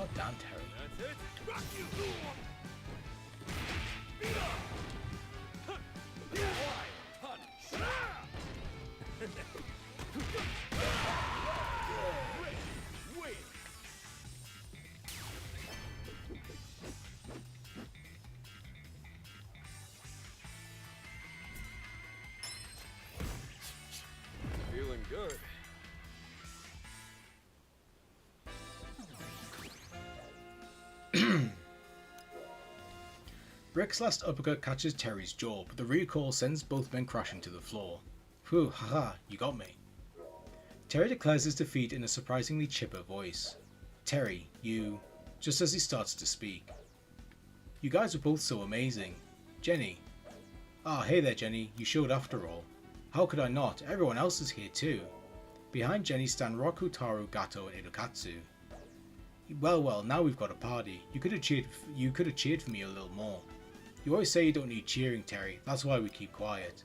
Ha, yeah, I might have said that once or twice. You got me there, Rock. Terry laughs heartily. Rick can't help but smile too. I always love watching you fight, Terry, and Rick, you sure weren't outdone either. Thanks, but man, fighting you took a lot out of me. Same here. Rick and Terry laughed together. Seeing them get along so well, Jenny speaks up in a peppy voice. If you're tired, how about we all grab some food? Watching you boys go at it made me hungry too. Oh, good idea. Come on, Rock, let's go. You too, brother. Edokatsu as well. Yeah, I'm in. Let's all go. Food? Fine, I guess. I love how Gato just hates being there. At Pow Pow Cafe. Ooh, I am full. Jenny leans against Terry's shoulder, thoroughly content, until... Hey, Jenny? Geez, she fell right asleep. He tries to shake her, but she shows no sign of waking. In the end, he simply decides to leave her be. Rick smiles gently at Jenny, then turns to Terry with a serious gaze. I've always admired you. Our first meeting left a big impact on me. And today, trading blows again, I'll never forget that rhythm that you scorched into the silent earth. Felt it pulsing under my feet. Hey, no need to be so humble. You're a hell of a fighter yourself. Terry laughs and lightly jabs Rick's chest with his fist. The boxer feels a vibrant energy flow right from it. He has a fire within him, and the hungry eyes of a wolf. I hope he never changes. Meanwhile, at another table, Gato's appetite is beating out his desire to take down Rick. He continues eating, his fiery glaze set on the man, until something in his throat gets him coughing violently. Oh brother, you're eating way too fast. The food isn't going anywhere, you know. I think he can handle himself, Hotaru. But yeah, let's just take our time and enjoy the meal. Fine, I'll have some too then. Hotaru winds up grabbing the same dish. Hotaru winds up grabbing the same dish Gato was working on, Tom Yum, the soup known for its intense sour and spicy flavor. Huh? I didn't think you like spicy stuff, Hotaru. I don't, but this is how I'll show brother. I like your spirit, Hotaru. Whoa, then don't push it. Rock hurriedly tries to stop Hotaru, whose pleas for Gato's help fall on deaf ears. Huh, they're having a blast over there. Yeah, looks like it. Here, it's been too long. Let's have a drink. He hands Terry a glass and they clink them together. Meanwhile, at the other table, my mouth is on fire. And stop eating it. Here's some water, drink. Thanks, Rock. You know, this Tom Yum's not bad. So the night wears on, lively voices filling the cafe. A few days later, phew, well today's taught me a lot more about your skills than I thought. I'd say the same thing about you. After the battle at Geese Tower, Rick had invited Terry to spar. He didn't want to pass up the chance to fight some more with this man he met so long ago, and he had something he needed to say. Rick thrusts his fists out at Terry, who meets it with one of his own. You're good, but hey, I already knew that. I have ever since we first fought. Glad to hear that from you, Terry. And you know, that first time we locked horns, you set a bar I've always chased. You had eyes like a wolf, and a strength I've never seen before or since. You made me realise there's people of immense power in this world, people with razor-sharp fangs just like yours. Rick's expression is gravely serious as he pours out feelings he's never been able to voice before. You know, we definitely had ourselves a real bout back then. Nice. But I think you might just be hyping me up. I think you might be hyping me up a little bit too much. Love that. You know, we definitely had ourselves a real bout too back then. If it's a hungry wolf you're looking for, look at yourself. In that instant, Rick feels Terry's warmth radiating from their fists. It is the warmth of a heart as vast as the earth and sky. This man, he's the real deal. Rick closes his eyes and the wind gently caresses his cheek. It swells and swells softly around the two fighters as the ground below them quivers ever so slightly. The forces of nature stand ever watchful as they bear quiet, majestic witness to this meeting of two hungry wolves. That was nice. Not my favourite episode of Southtown, but I thought it was decent. I enjoyed it. About what I expected from Rick's, to be fair. I enjoyed the stuff with Jenny. That was quite nice. Who are you thinking of mating in Tokon? I don't know, to be honest, because to be honest, for like months now, I've been like pretty dead set on not getting it when it came out. I did not love the beta, the last beta they did in December. I didn't love it. Like, I played the game and I was like, it just didn't do much for me. But I played a bit of it earlier today, and I don't know what they've changed. I can't even put it into words exactly what's different, but like, there's something about it I just really clicked with me this time.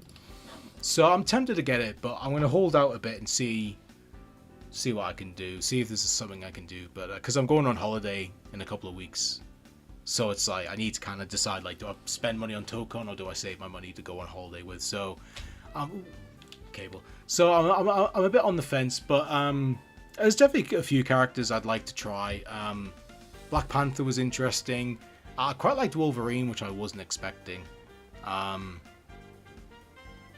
Yeah, there's definitely a few characters. I haven't properly like tried anybody yet. Captain America was okay. I think there's somebody I'm missing that I thought was decent. I can't remember for sure. Yeah, Doom was cool. Didn't care much for Star-Lord. Magneto was cool. Blade was cool. Didn't care much for Ghost Rider. So I don't know yet, to be honest. I think I need to have a proper look around. At the moment, in terms of like just pure characters, I cannot wait for Phoenix Cyclops.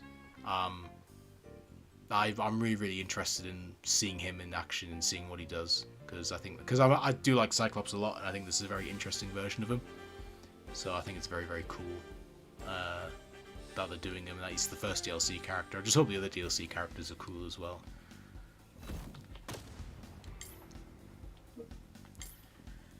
So we'll have a listen to the conversations, and then we shall move to Tokon, and we'll do the Tokon episodes for a bit.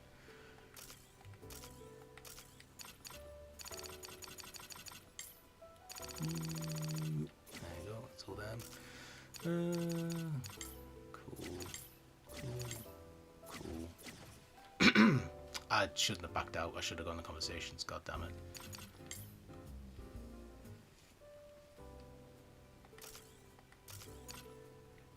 Oh, you get 3, nice. Could I ask you something? Huh? Oh, you're Hotaru, right? What is it? I heard from someone that you always know what the weather will be like tomorrow. How do you do that? Oh, that? Yeah, people ask me about it a lot. But I'm not really sure myself, though. If I had to put it into words, it's almost like the wind tells me. So, you're reading the wind's mind or something? Something like that. I don't have to even focus to hear it. I can just suddenly read my opponent's attacks and anticipate their combinations. But that's something all martial artists should be able to do, not just boxers. Perhaps it's just an extension of that. My skin in tune with the wind, the temperature, the moisture in the air. At least, that's my guess. Oh, I see. But you're interested in more than tomorrow's forecast, aren't you? You're a fighter too, right? Looking for some tips to up your game? Sure, that'd be great. Well, let me start by saying, for someone your age, you're remarkably strong. But if you want to get stronger, your next step is learning when to trust your gut. Go with my gut? What does that mean? Just don't overthink things. Listen to your heart and trust the voice you hear inside. It's tough to explain, but I'm sure you'll get the hang of it. I sure hope so. Thanks for the advice, Rick. Another day, another newcomer that may become my rival. My time in the ring's not over yet. I love how the loudest plane of all time just happened to fly by as that was going on. Do I need to play that again, or did you guys catch that okay? Because goddamn, that plane was loud as fuck.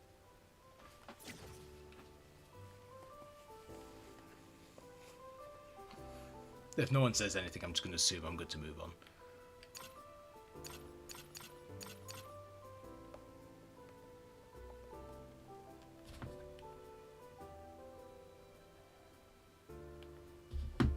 Okay, moving on. Judging by that mask, You must be that wrestler, Tizok. I hate how heard they about make you. them pronounce Tizok. Oh. Tizok sounds It's an terrible. honor to learn that a championship boxer knows my name. I heard you retired once, though. You holding up okay?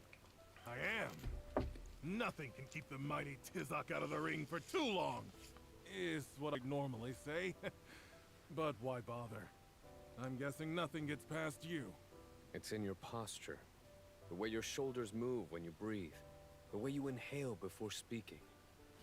All signs of a man in pain. More than anything, I want to carry on fighting for all the children who believe in me. But it has gotten harder for me to find my spark.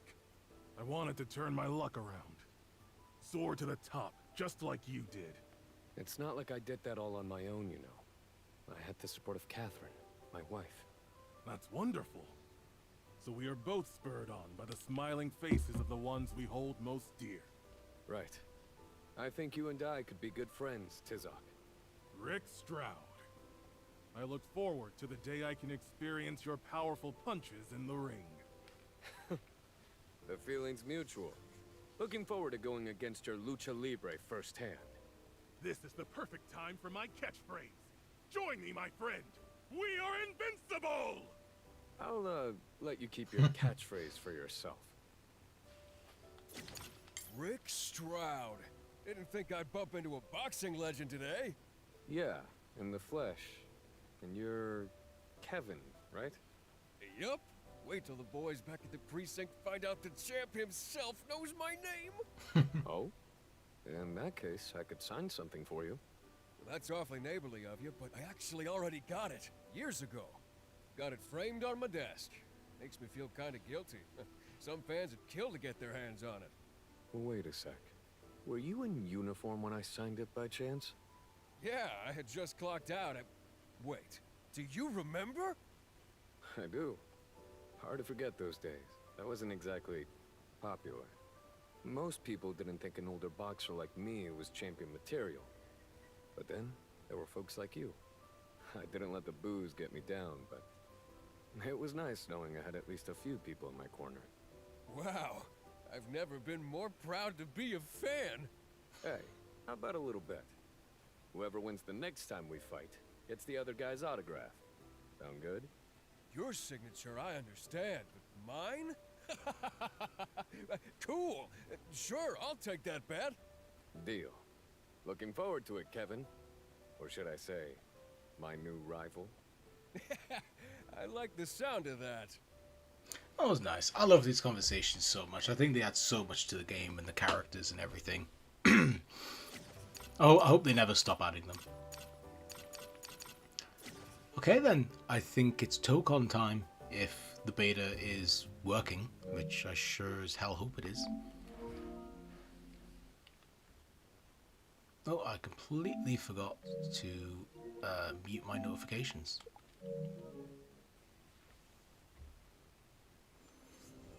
That would have been awkward.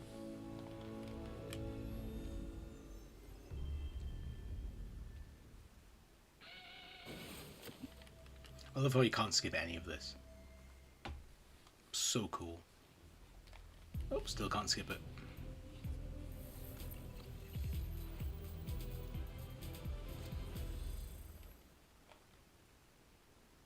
Marvel Fighting Souls.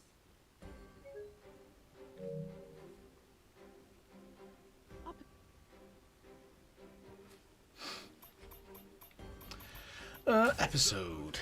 So it's the amazing. What do you mean progress 18%? I've not touched it. Amazing Guardians. Oh wow, it's quite long actually. 11 episodes. Oh, 11 chapters. I mean. A mystery woman approached Spider-Man. The letter she casually handed him turned out to be an invitation to a tournament. Spider-Man found himself in a bad spot as usual, with villains getting in the way of his promise to Aunt May. After his victory over the Green Goblin, a new visitor, Ms. Marvel, appeared before Spider-Man. Star-Lord then summoned the two of them, hoping to team up and come out with a profit. Star-Lord, convinced of the team's capabilities, teleports them to their next destination. Alas, they find themselves in an unintended location where they meet where they meet Penny Parker and SP-DR, guests from another dimension. Okay.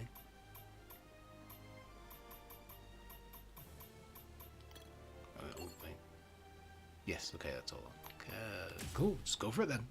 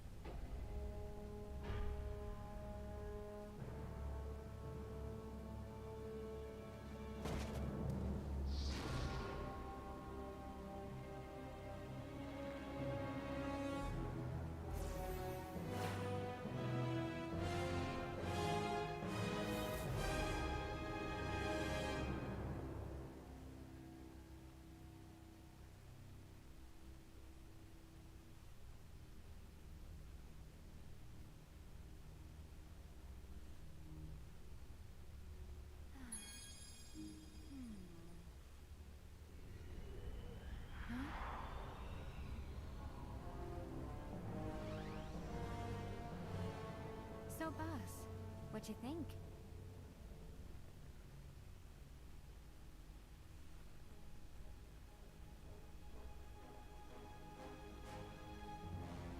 You sure, boss? I mean, they fought pretty well. Maybe we could spare this one for once?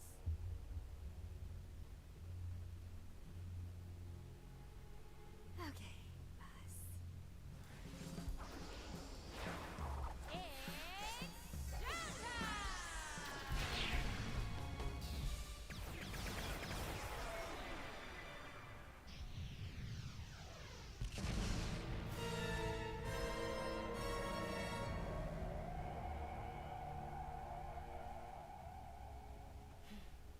Okay, next up is a darling little place.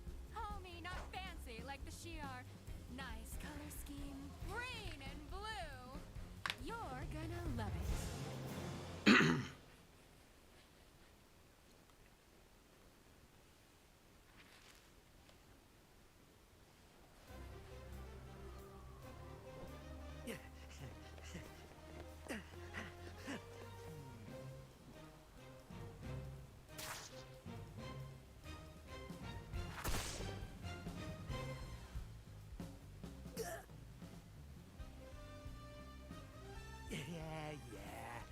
No, it's that shocker. Nice. But you haven't heard the I was at the last beetle of as well. the superior foes are.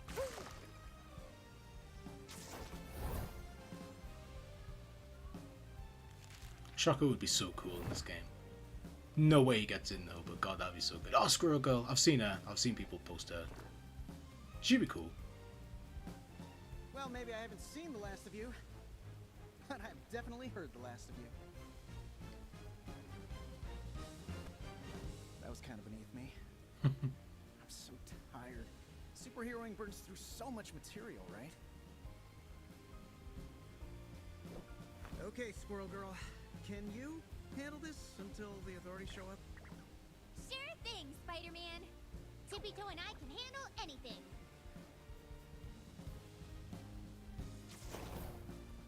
I bet you got important superhero business to do.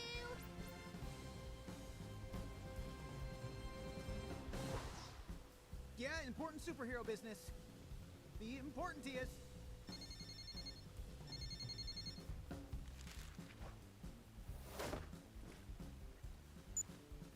Hello? Petey!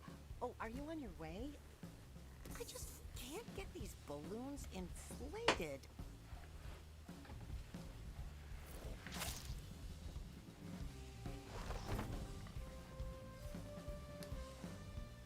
I'm on the way, Aunt May. Don't worry. For once, Peter Parker is actually gonna keep his promise.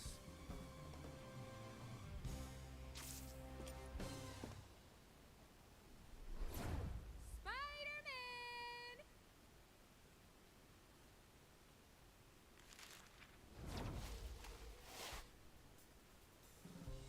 The way you're dressed, you're either gonna try and sell me tickets to a Broadway show I can't afford,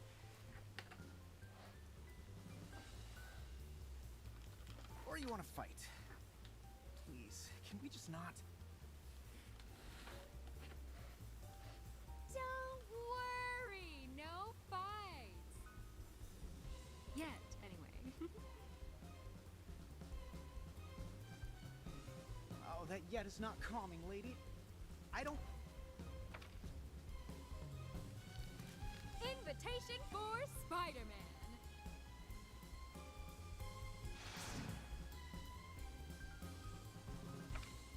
I'm sorry, I have a party to go to already.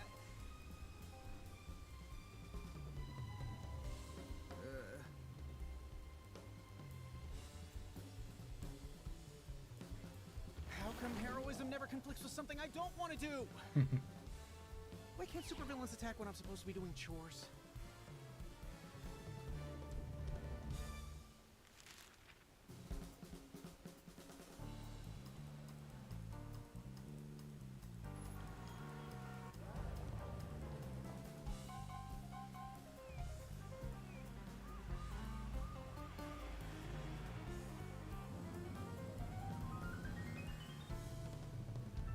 I do quite like the format of it. I like the comic book style of it. It's quite good. Congratulations, citizens of planet Earth! You've been selected for an amazing opportunity. Welcome to...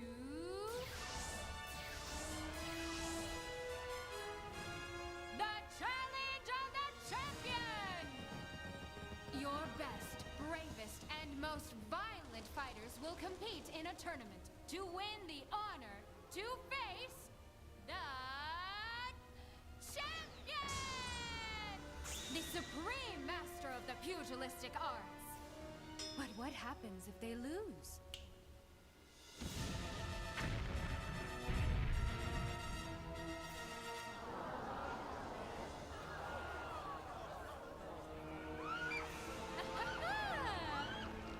It must be so exhausting living in the Marvel universe. It's just like every week you just got this bullshit going on. You probably will. And now, all selected leaders have received their invites. Next, they choose their teams. How many in your team? That depends on your local culture. For example, the Shi'ar employ an Imperial Guard, and their unit is 100, so they got to send teams of 100 against the champion. You get... 4? Are you sure, boss? That really doesn't seem fair. Yeah, I get it. 4 fantastic people went into space from Earth and Oh, that's ushered in cool. their super heroic age of marvels. Clever, but 4? Well, I do hope we get some of the Fantastic Four. I don't think we need all of them, but I'd like most of them. I mean, I would totally be fine with all of them, but like, truth be told, they could probably skip Reed. People who don't fight fair. Any signs of cheating and...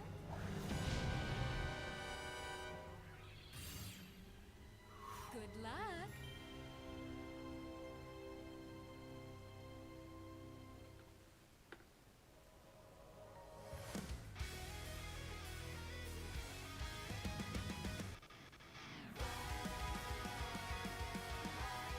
Oh, is this the intro sequence? No, it's just watch me, I guess.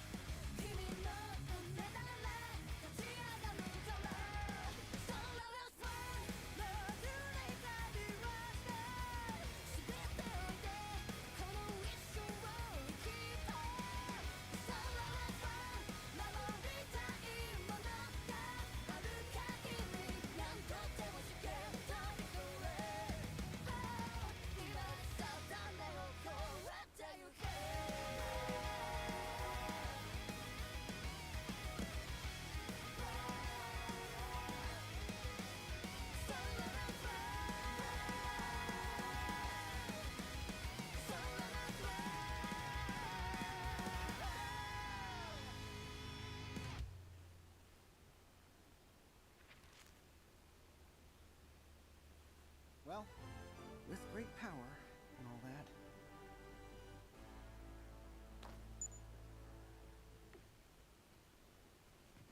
Hey, Aunt May. I know this is bad, but I might be a little late.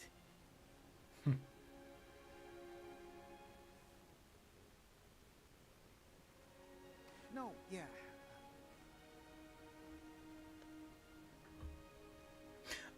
It's weird, like the characters I would want. To be honest, 90% of them are X-Men.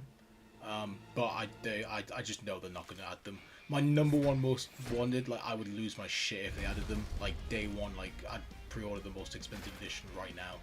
Would be Angel. He's probably my favorite. He's definitely my favorite X-Men character. Probably my favorite Marvel character. Just always been a big fan of him. Would love him in this game. I think he would be cool in this game as well, but he's just not that popular. Not that you know excludes him, but I just really just don't see them. I don't see him being a priority for them to add. Everyone on the earth. But other characters as well, like Iceman would be cool. Colossus, some of the Fantastic Four, like Human Torch and the Thing, would be cool. There's very lots of characters I'd like to see them add. See, that really is needy.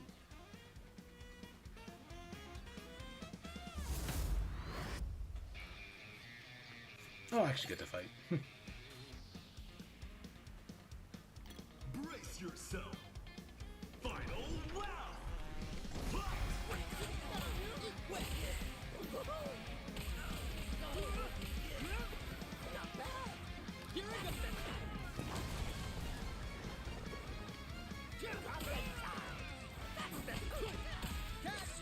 Ready for my favorite Spidey sound? Flip, flip, and don't you just love it? Couldn't do both challenges.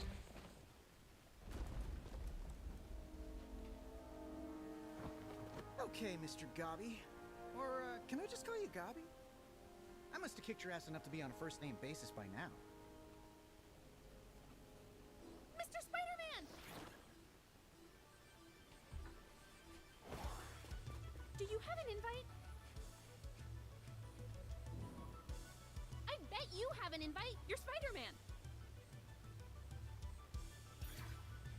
I know I'm new and we, strictly speaking, don't know each other, but I'm a huge fan. What are your plans? Can I help?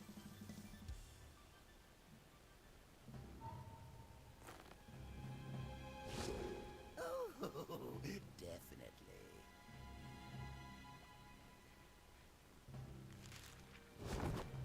No!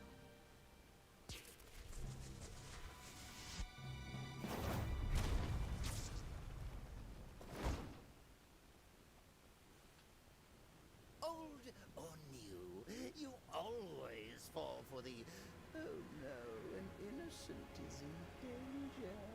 Boo-hoo. And now, this is mine.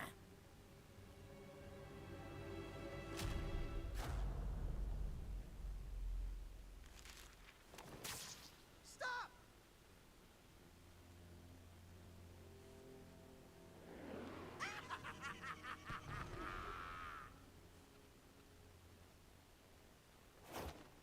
Some spiders can glide. How come I wasn't bit by one of those? Now it'll be the Green Goblin fighting for the Earth.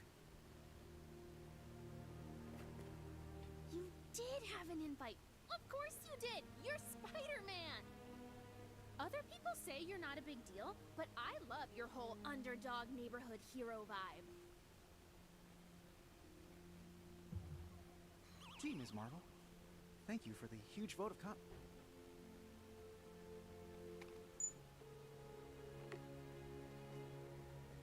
I'm sorry. I was on the subway and lost signal. But yeah, Aunt May, I'm so sorry, but I can't make the party. Yeah, I know. I'm disappointed too.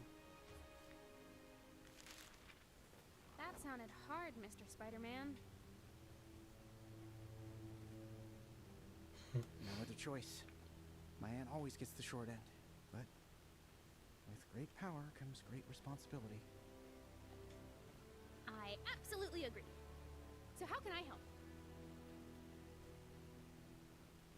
No. I'm not averse to a team-up or two, but I do have certain standards. Namely, people I don't instantly have to save from a pumpkin bomb. You're not ready for this. You're too young. How old were you when you started? Too young. It's a miracle I'm alive.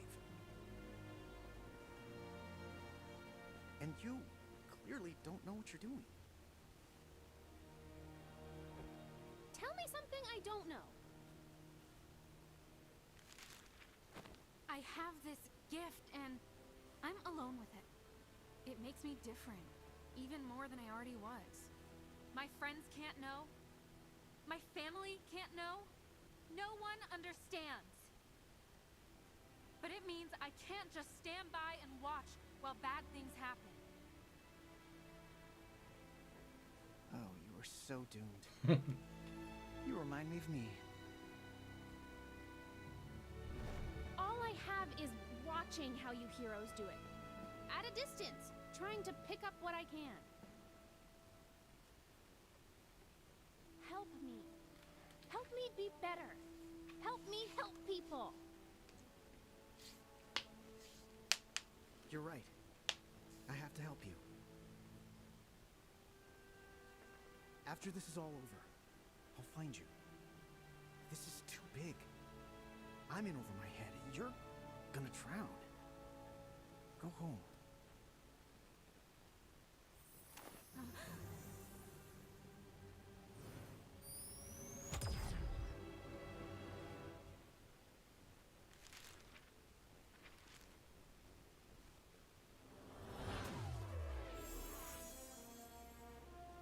Oh no.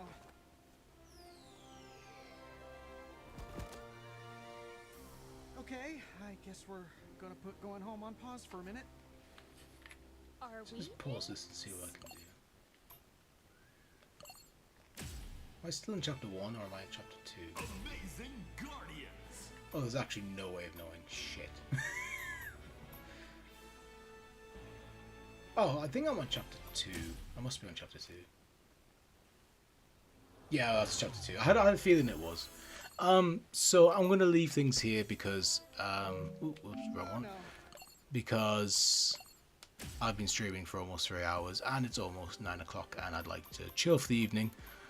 So thank you all for watching the Rick stream with a little bit of Tokon spliced in at the end. I think that was quite good, to be honest, that episode mode. I'm interested in seeing all the others. Seemed quite fun. But yeah, Rick Strowd finally released after all this time. He's pretty cool. Like I said 100 times while streaming, not a character I'm going to play a ton, you know, casually, but you know, pretty fun. I can definitely see the appeal. I think they overall did a good job with them. Just not a character I'm going to play. Story stuff was about what I expected. Nothing too out there or shocking. The stuff with Sokaku was interesting. Was cool. His episode of Southtown was fun. Not amazing. Not my favorite one. But yeah, thank you all for watching. I don't know when the next stream or anything will be. I don't know if I'm going to get this game yet. I would like to. I certainly would like to. I've just got to figure out what I can do. So yeah, if I do get this game, I might stream it on release day, which I think is August 3rd. I might stream it. Might stream like one of the story modes, depending on how long it is. That didn't take too long, I don't think. Maybe 10 minutes. So 10 minutes a chapter for 11 chapters is, you know, not awful. It's pretty decent length. So I don't think I can stream all the story mode in one go. I think that would take too long. But yeah, thank you all so much for watching. I shall see you on the next one, whenever that next one